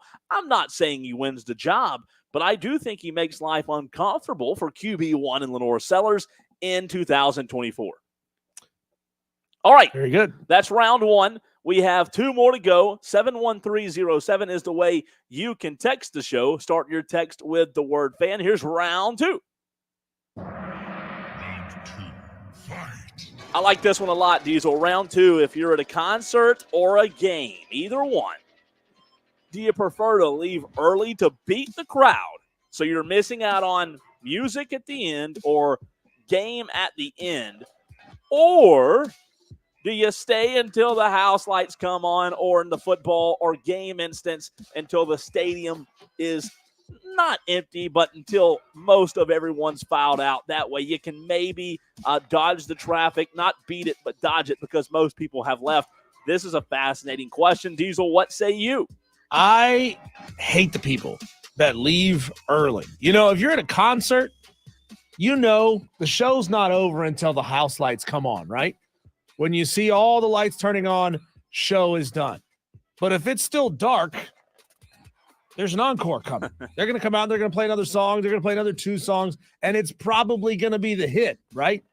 You don't leave before the encore. You don't leave before the best part. You don't leave before the very end. I don't care if the show is not good.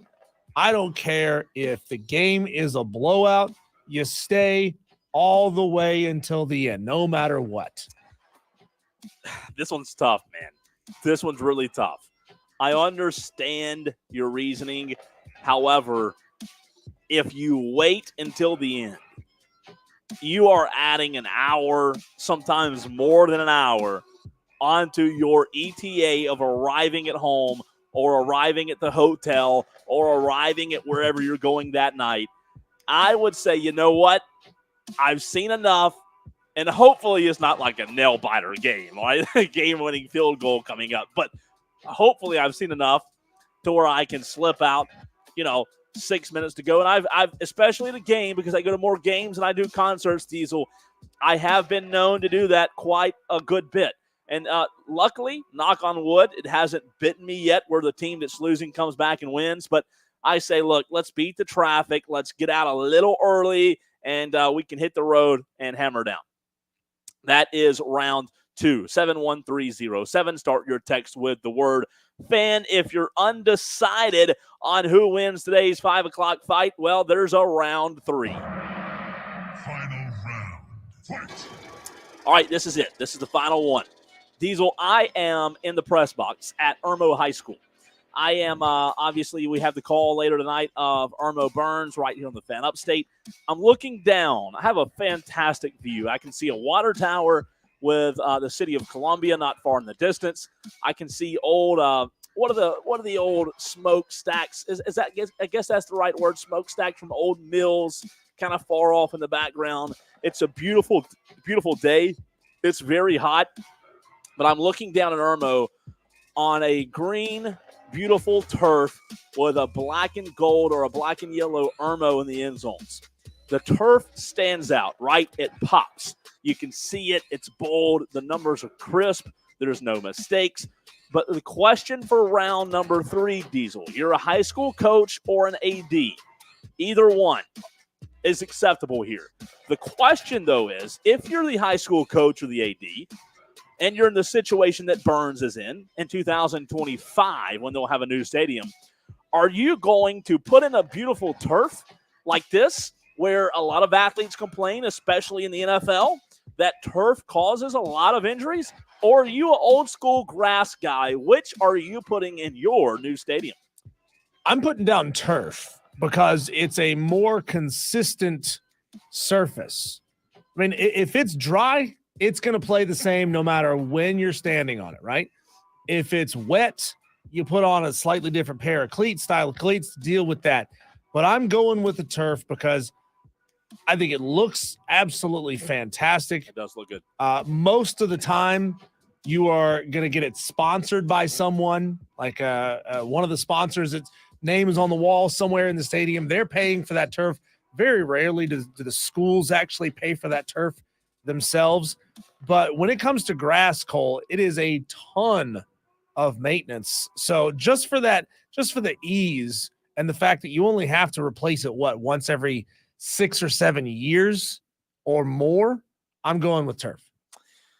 So it's hard to argue. We're splitting hairs here. I love the way turf looks. However, Diesel, I'm not a fan of injuries. I don't know why, but there's a spike. There's an increase of injuries playing on turf compared to grass. I don't love all of the lines in the end zone. I'm looking right now. I see the football lines. I see what I assume is lacrosse. I see what I think is soccer and maybe cricket. I don't know if they have cricket in high school, but there's a lot of lines. And I'm confused, right? Because I'm not intelligente. So I see too many lines. There's too much going on. Also, I'm an old school grass guy. You take your shoes off. You walk in that grass. Yes, the turf looks better from the eye. But, man, there's very few things better than on a Friday night in the fall or a Saturday, whatever it is, in the fall, and you can just smell that fresh cut grass. Are you kidding me? Give me grass all day long in round 3. All right, a quick recap before we tell you how you can submit a fight. Round 1, does Robbie Ashford make life uncomfortable for QB1 Lenora Sellers in 2024? Diesel says no. I say yes, he does. Round 2, you're at a concert or a game. You leave early to beat the crowd, or do you stay till the very last minute until the house lights come on? Diesel says no, you got to stay. I say hit the road a little early and hammer down. And then round 3, if you're a high school coach or an AD, if you're getting to build a new stadium, are you putting in grass or are you putting in turf? Diesel says turf. I say grass. What say you? 71307. Start your text with the word fan. Let us know who wins each round, and here's how you can submit a fight. What do you want Diesel and Cole Bryson to fight about next? If you've got an ass, I'll kick it. Submit your topics to Diesel at thefanupstate.com. Subject line fight on the Fan Upstate. Diesel Corn Chip says, I'd like to see Cole try to leave early calling a Burns game. We're up 56-4. Let's go home. Or down 56-4, right? That too. There's no need to do a post game, guys. Let's just play silence. Let's pack it up. We're having technical difficulties. We're going to pack this thing up. We're down 6 touchdowns. Let's call it a night. All right. Let's see who is winning, who is losing. Several texts already have come in the stream. How about that, man? Already 3 or 4, 5, 6 votes on the stream, it looks like. Mark, Madcraft, DB, Shane, welcome in, fellas. Appreciate you being here. Diesel, what are you looking at? I'll go with the stream here. Shane Barrett says Diesel wins round 1. There's a reason Robbie Ashford transferred in from Auburn, and that's because he can't throw an accurate pass. Wow. Wait, so, okay. Round 2, Cole. Round 3, Cole. Turf sucks, says Shane Barrett. Dan B, to my argument about turf, he goes, nope, grass is the best. Muddy, rainy, gross games are so much fun to play in. Madcraft says Cole wins round 1. Cole wins round 3. Round 2 is debatable. I'd never leave a concert early, but when it's pouring cold rain and Miami was getting blown out, heck yeah, I took an early stroll to the car. Dan B says round 1, Diesel. Round 2, Diesel. Round 3, Cole. And then Mark L.O. Ducks says round 1, Diesel. Round 2, Cole. Round 3, Diesel. I tell you what, man, that is an interesting response from the Tolos on the chat. Let's go text line. A lot of text to get to, 71307. Let's go down to Keith and TR. Keith in Travelers Rest says, I don't think Robbie Ashford stands a chance. Listening to LSU guys say he needs to work on everything about his throwing isn't a great look for him. So Keith says no, he doesn't expect Yeah, Robbie but LSU Ashford. guys start drinking hard liquor at 10 a.m. Yeah, and then he comes back and says, I meant Auburn, not LSU. I was wondering where he meant there. Auburn, and I get it, right? He didn't pan out at Auburn. I understand that. I just tell you, man, I don't think that he's just a throwaway. Like, I don't think he can just cast him aside and make him a castaway. I think there's still good ball left from Robbie Ashford. And look, sometimes it takes longer, right, for people to find out what they need to do to be successful, maybe find a system where they can be successful. It's going to be an interesting conversation with Robbie Ashford. Let's see, 262. Round 1, Diesel. Round 2, Cole. Round 3, Cole. So I do get the win there.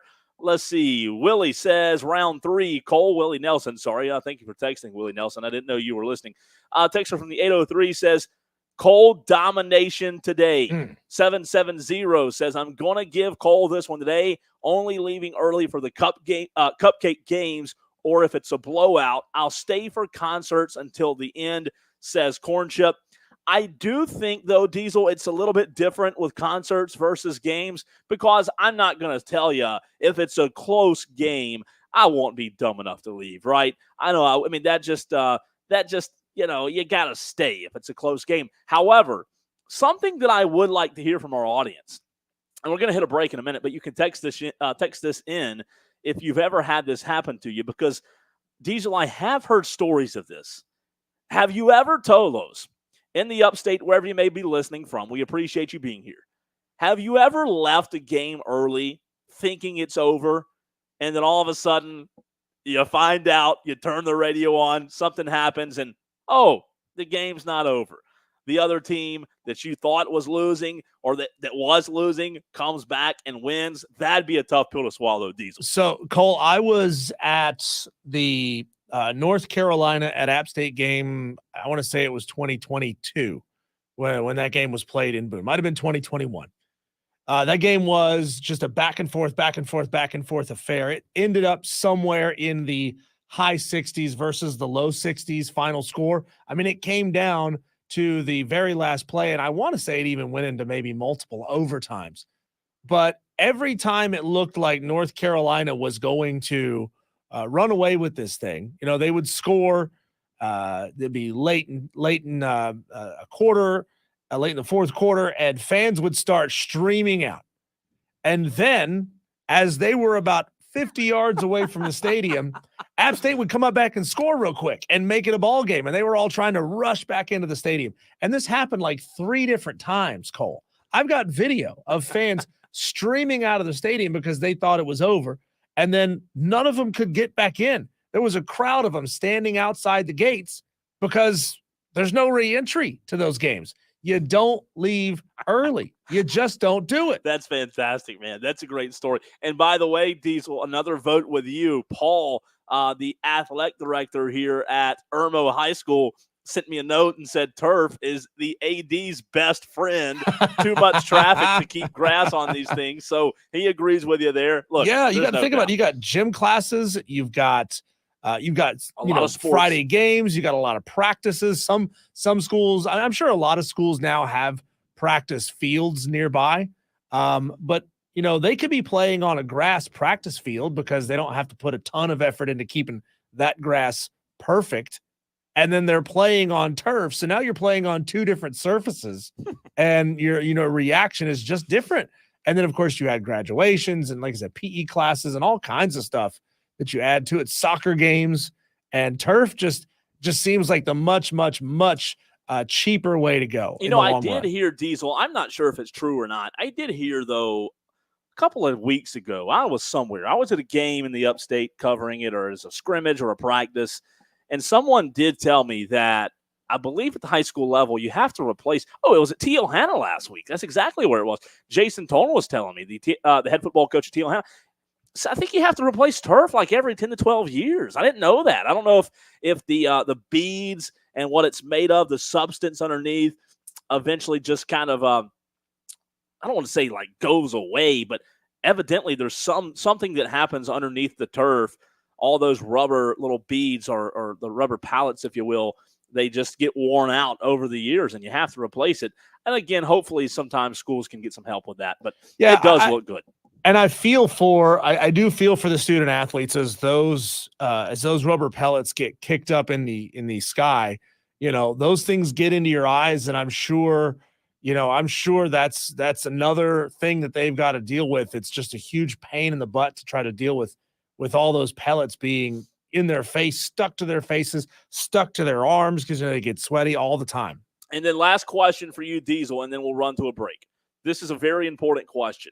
Not sports related, but I got here at 2, right? I'm on air 3 to 6, get an hour break, and then Burns. So there's no really time built in for dinner. However, how about in the corner of the end zone, a fish and chips food truck? What are the chances that fish and chips food truck accepts debit card? Do you think so? You think I maybe can get a little dinner tonight? Man, it's something you could just plug into the top of your phone. Why are there still places that don't accept debit cards? That doesn't make any sense. So I guarantee you that food truck's going to be delicious. Oh, if they do, Cole will partake in the food truck. But I never have cash, man. I never carry cash. Shane Barrett says that's why turf sucks. I'm a hairy dude. Those little black pellets get stuck everywhere. Thanks. TMI, Shane. TMI.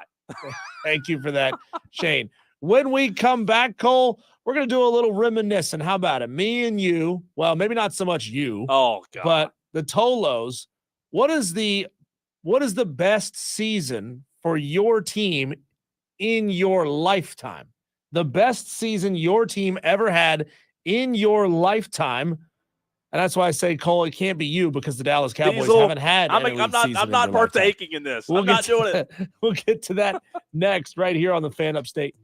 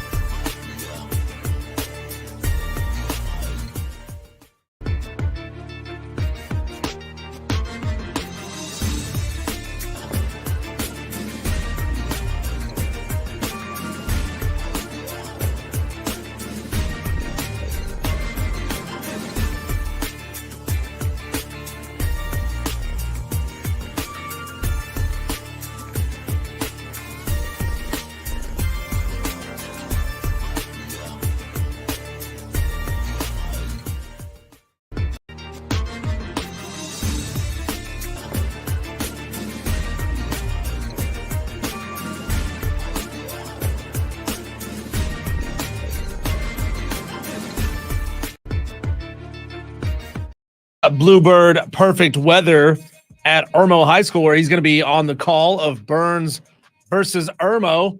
Maybe not the same for a lot of local high schools here in the upstate.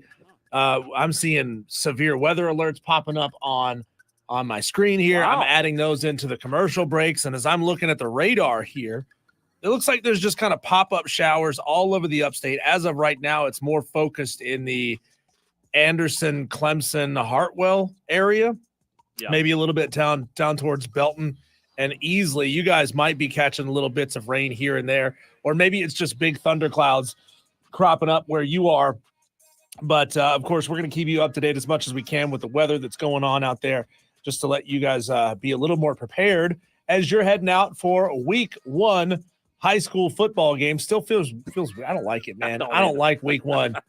It's like this is game 2, but it's in week 1. Yeah, it's make the it make second sense. week we've played, but okay, whatever. Yeah, if they want to make it different, just say, hey, first week, second week, third week, instead of week 1, week 2, week 3. I don't know why it's confusing. Why can't you just add a week on the back end instead of 14? Have 5th? I don't know.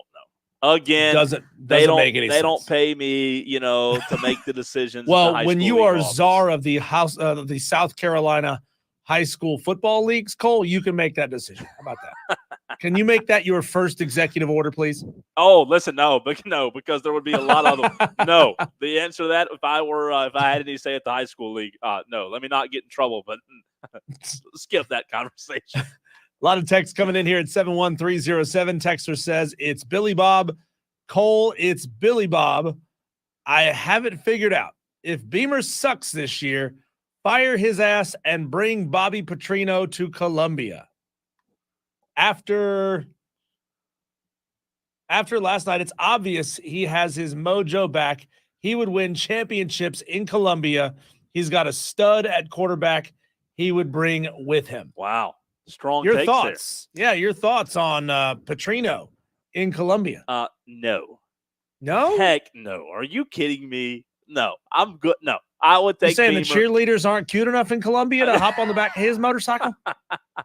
Listen, I'm fine. If I were a Gamecock fan, I would be okay with Beamer. And real quick, 2 other texts I wanted to get to earlier. Jarrett Tripp said, one time I left the USC Clemson game 2 innings early to beat the crowd at the well to see USC women's basketball at the SEC tournament. USC was down by several runs and came right back after we left. I was upset. That's rough. Corn Chip says, my friends and I went to the Georgia Southern Georgia Tech game roughly 10 years ago while still students at Southern. We left at the half since we thought, let me click on the text, it was heading for a blowout and to get lunch. Southern still lost, but they made it a close game at the end. Yeah, that sucks. That sucks when you leave early. Cole, I missed one of the named moments in App State football history. It's called the Miracle on the Mountain. Yeah. Billy Napier was on the Furman football team that was playing App State, and App intercepted a 2-point conversion attempt in the end zone as time expired, ran it all the way back to win the game. I had to leave early. I didn't choose to leave early. I had to leave early, and it haunts me to this day. That's why I am so staunch Diesel, on being a member of the All Zeros Club. Diesel, that is tough. Like brutal, right? Oh, I don't know. And they beat who? That was Furman. Oh, it's Furman. That's a tough one. That's Billy Napier. Billy Napier threw a pick in the end zone that was run back for the game-winning. I think it would be a 2-point conversion the other way. Is that right? Or is that a touchdown? We went through the NFL rules yesterday. Yeah. You did great. You got 6 out of 6 correct. But is that also for 2 points? If you intercept a 2-point conversion and run it back for a score. Yeah.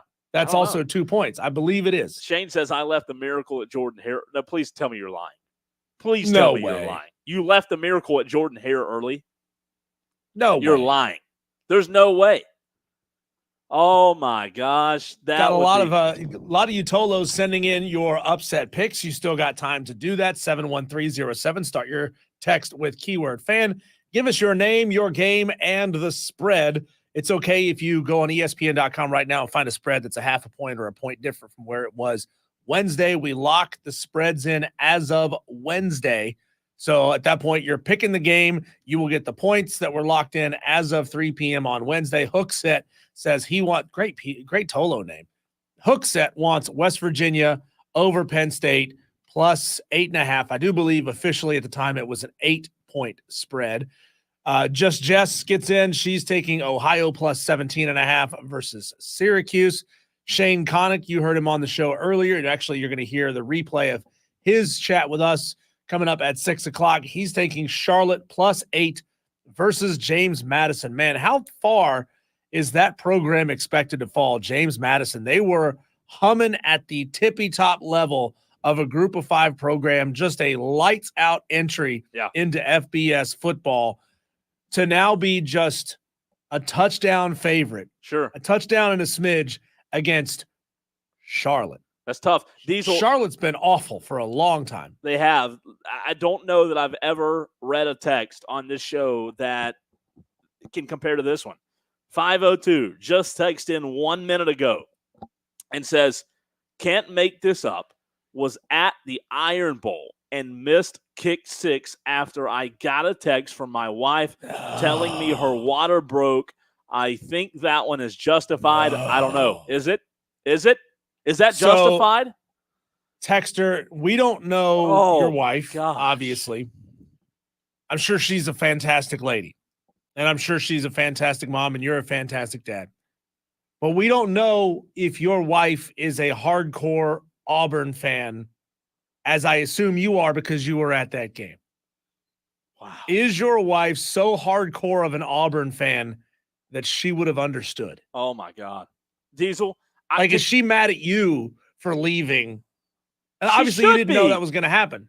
Yeah, you didn't know, but can you imagine having to explain to your son or your daughter one day, hey, you know what? I'm pissed off at you right now, and I'm going to tell you something. You made me miss the kick 6. You made me miss it, all because of you. That would be the worst one ever to miss, man. That would be brutal. That's when you name your daughter 6. Yeah, something. I mean, I think I would quit watching sport. That would be the worst day ever in sports history. Can you imagine the greatest comeback, the greatest kick that wasn't made ever happening, and you left early? Oh, Dexter, I hate that for you. That is tough. So we're talking moments that you've missed and leaving early, but let's transition this into the greatest seasons that your sports teams have ever had. I want to give you, the Tolos, a chance to reminisce and tell us, what is the greatest sports season your team has had in your lifetime? That's the caveat. Ooh. That's the key, and that's my opportunity to just kind of poke at Cole a little bit, twist the knife in just a little bit, because he is by far I think you're a bigger Dallas Cowboys fan than you are a Clemson Tiger fan, and you're a lifelong Clemson Tiger fan. Yeah, I am. So, I get upset more when they lose. Yeah. So so you haven't necessarily had a lot of Dallas Cowboys seasons to bring up in this conversation. A lot. You mean any? I mean, it's fun winning the division, right? Yeah, it's fun winning the division and getting your butt kicked by Green Bay in the first round. So, I mean, if I'm both an App State fan, obviously, and a Carolina Panthers fan. I know that's hard to believe given how much I dog the Carolina Panthers, but they deserve it, right? They deserve it at this point. They haven't done anything to win my love and admiration back. And see, I'm never one of those people that gives just blind loyalty to somebody that keeps kicking me, right? Like, I'm not going to stay with a woman who keeps kicking me in the nuts verbally and emotionally. So physically and emotionally, I'm not going to stay with that. That's Cowboys. That's the line. If things come back around, maybe I'll come back around to the team at that point. But if you're a Carolina Panthers fan, the only answer is that 2015 season, right? Where the Carolina Panthers went 15-1. We had Cam Newton. He was on top of the world. He was league MVP, offensive player of the year. They looked unbeatable that season until they faced Father Time. I mean, Peyton Manning, whose neck was seized up like an engine block that's been sitting in the river for 2 months. I mean, It was the last of the good times for the Carolina Panthers. I understand they made the playoffs again in 2017, but that was a phenomenal season to have it end in such a crushing way that it has to put just such a negative taste, a bad taste in your mouth about that season that it's got to be hard to get over. And Cam didn't jump on the football. And Cam didn't jump on the ball, right? That was the beginning of the end for Cam Newton. Yeah. I hate to say it, but it was. It really was. That's tough. And no, to answer your question, I was born in July. The February before I was born is when the Cowboys won their last Super Bowl. I have yet to see a Cowboys Super Bowl, and I think I cursed it. I think I cursed the franchise. It's hopeless. It's tough. It's a great question, though. It's a good question. All right, Diesel, on the other side, we'll revisit. We did not get to a lot of the high school games tonight. We'll revisit that, give you the full slate of high school games going on in the Upstate tonight. Any questions you have, my thoughts, and more right here on the Fan Upstate.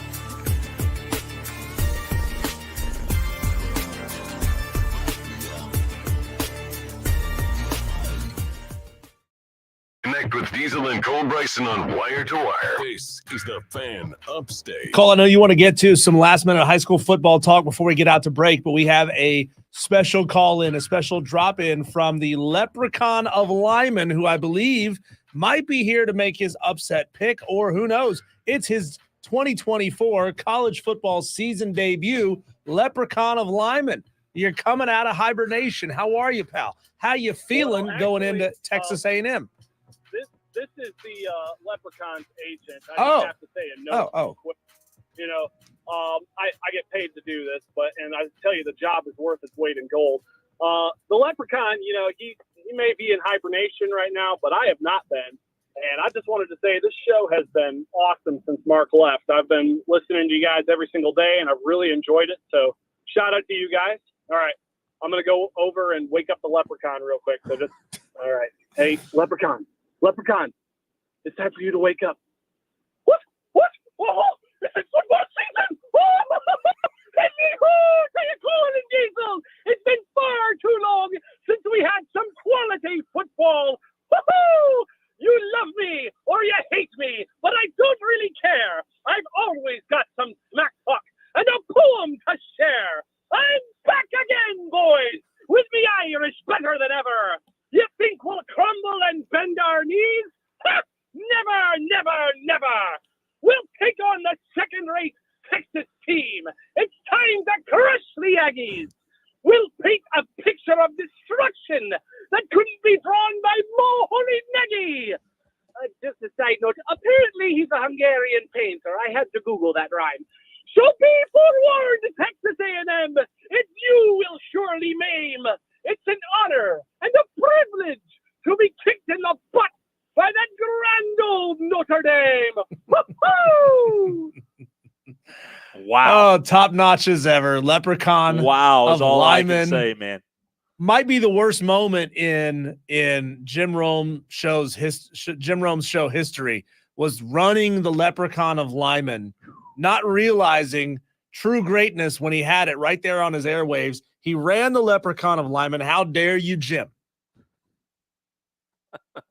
Is he gone? Did he leave? Oh, he's gone. When he finishes, he hangs up the phone. The mic. He's gone. There's mic drops. No chance he takes Notre Dame, right? In the upset picks challenge. I do believe that. Yeah, I do believe that was his pick. I do believe he's gotten his pick in already. DB said, "I bet he takes Notre Dame." Good hunch there, DB. Good hunch. I don't think he makes a pick in the weeks that Notre Dame is a favorite. Oh, well, that would make sense because he can't pick, right? He can only pick Notre Dame. Right. Speaking of picks, I made my week 1 picks for high school week 1. I know we don't have hardly any time left, but I'll get to quickly what I did last week, week 0. I went 19-7 last week in my high school picks. My week 1 predictions are up on the website, thefanupstate.com. You can also look on my Twitter page and Facebook, thefanupstate.com, or the Fan Upstate on Facebook, my Twitter, at the Cole Bryson, as well as at the Fan Upstate on Twitter, X, whatever you call it, for my picks. Some really good games tonight. I like Wren over Easley. I also see Greenville Riverside being a very good game that I'm not really sure that I'm going to pick this one right. I think Greenville Riverside is going to be one of the tougher ones to pick tonight. I do think Greenville Riverside will be high scoring. Both offenses will be able to put up some numbers. I don't know how good their defenses are. You saw Greenville last week give up a lot of points in the first half to Dorman. So that'll be a very interesting game tonight. I like Greenwood over Beaufort. I also like Hillcrest over Clover tonight. One of the bigger games in the area, probably the biggest in the upstate. Gaffney, JL Man tonight. You talk about a barn burner. Talk about a fascinating matchup potentially. I know a lot of people are high on J.O. Man, rightfully so. They're a very good team. However, I'll tell you this, I'm not picking J.O. Man to beat Gaffney. I like J.O. Man. I think they have a fantastic football coach. Scoot Watson's done an incredible job as the head football coach of J.O. Man. But Gaffney tonight, I think when you look at one-on-one play, I think Gaffney will win a lot of one-on-one battles tonight. And I like the Indians to come out victorious here in Greenville. or in Greenville where Diesel is. I'm in Irmo, but I think that will be a fantastic football game tonight. I don't see Boiling Springs Malden being close. I like Seneca over Woodmont. Unfortunately, I have Dorman going down tonight. They're at Grayson. Grayson's a really good team. I'll go Grayson over Dorman. Dutch Fork, Spartanburg. A texter earlier asked about Spartanburg and if I thought the Vikings had a chance to knock off Dutch Fork. Well, they did it last year. And if they could do it again this year, 2 years in a row, man, not many head coaches, not many teams can say they've beaten Dutch Fork back-to-back years with Tom Knotts as the head coach. That would be history in the making for the Spartanburg Vikings. I have Blue Ridge over Wade Hampton tonight, TR over Emerald. Woodruff Fountain Inn is going to be a fantastic football game. I'll go Woodruff over Fountain Inn. Clinton Lawrence, I'll take Clinton. I like Daniel tonight. Daniel Stratford was actually last night. I like BHP over Greer tonight. Crescent over Palmetto. I like Pendleton over Keenan. Christchurch, man, they had a tough week last week. I do believe Quinn Hatfield and Christchurch bounces back in week 1. I'll go Christchurch over Asheville School. Abbeville and Powdersville. Wow. Robert Muster and those guys at Powdersville. And by the way, Robert Muster, the head coach there, will join us tomorrow morning on the Saturday Scramble. They've got a tough one tonight with Abbeville. I like Mountain View Prep MVP over Southside Christian, and then a few more. I'll go St. Joe's over Chapman. That one should be a really good game. Broome over Chesney, and then I also like Fairfield Central over Union County. Those are week 1 picks. Let's hope I do better than I did last week. I think I'm at 70% or so, 19-7 in week 0. Diesel, those are my week 1 high school picks. Good luck to you, Cole, tonight. Have yourself a great call. I appreciate it. Take about an hour to rest your voice just a little bit as you will be jumping right back on these airwaves 1 hour from right now to take over on the call of Burns at Irmo. Catch you back here on Monday, pal. Tuesday. Gosh, I almost forgot we have a day off. Wow. Happy Labor Day. Yeah, when we come back, our conversation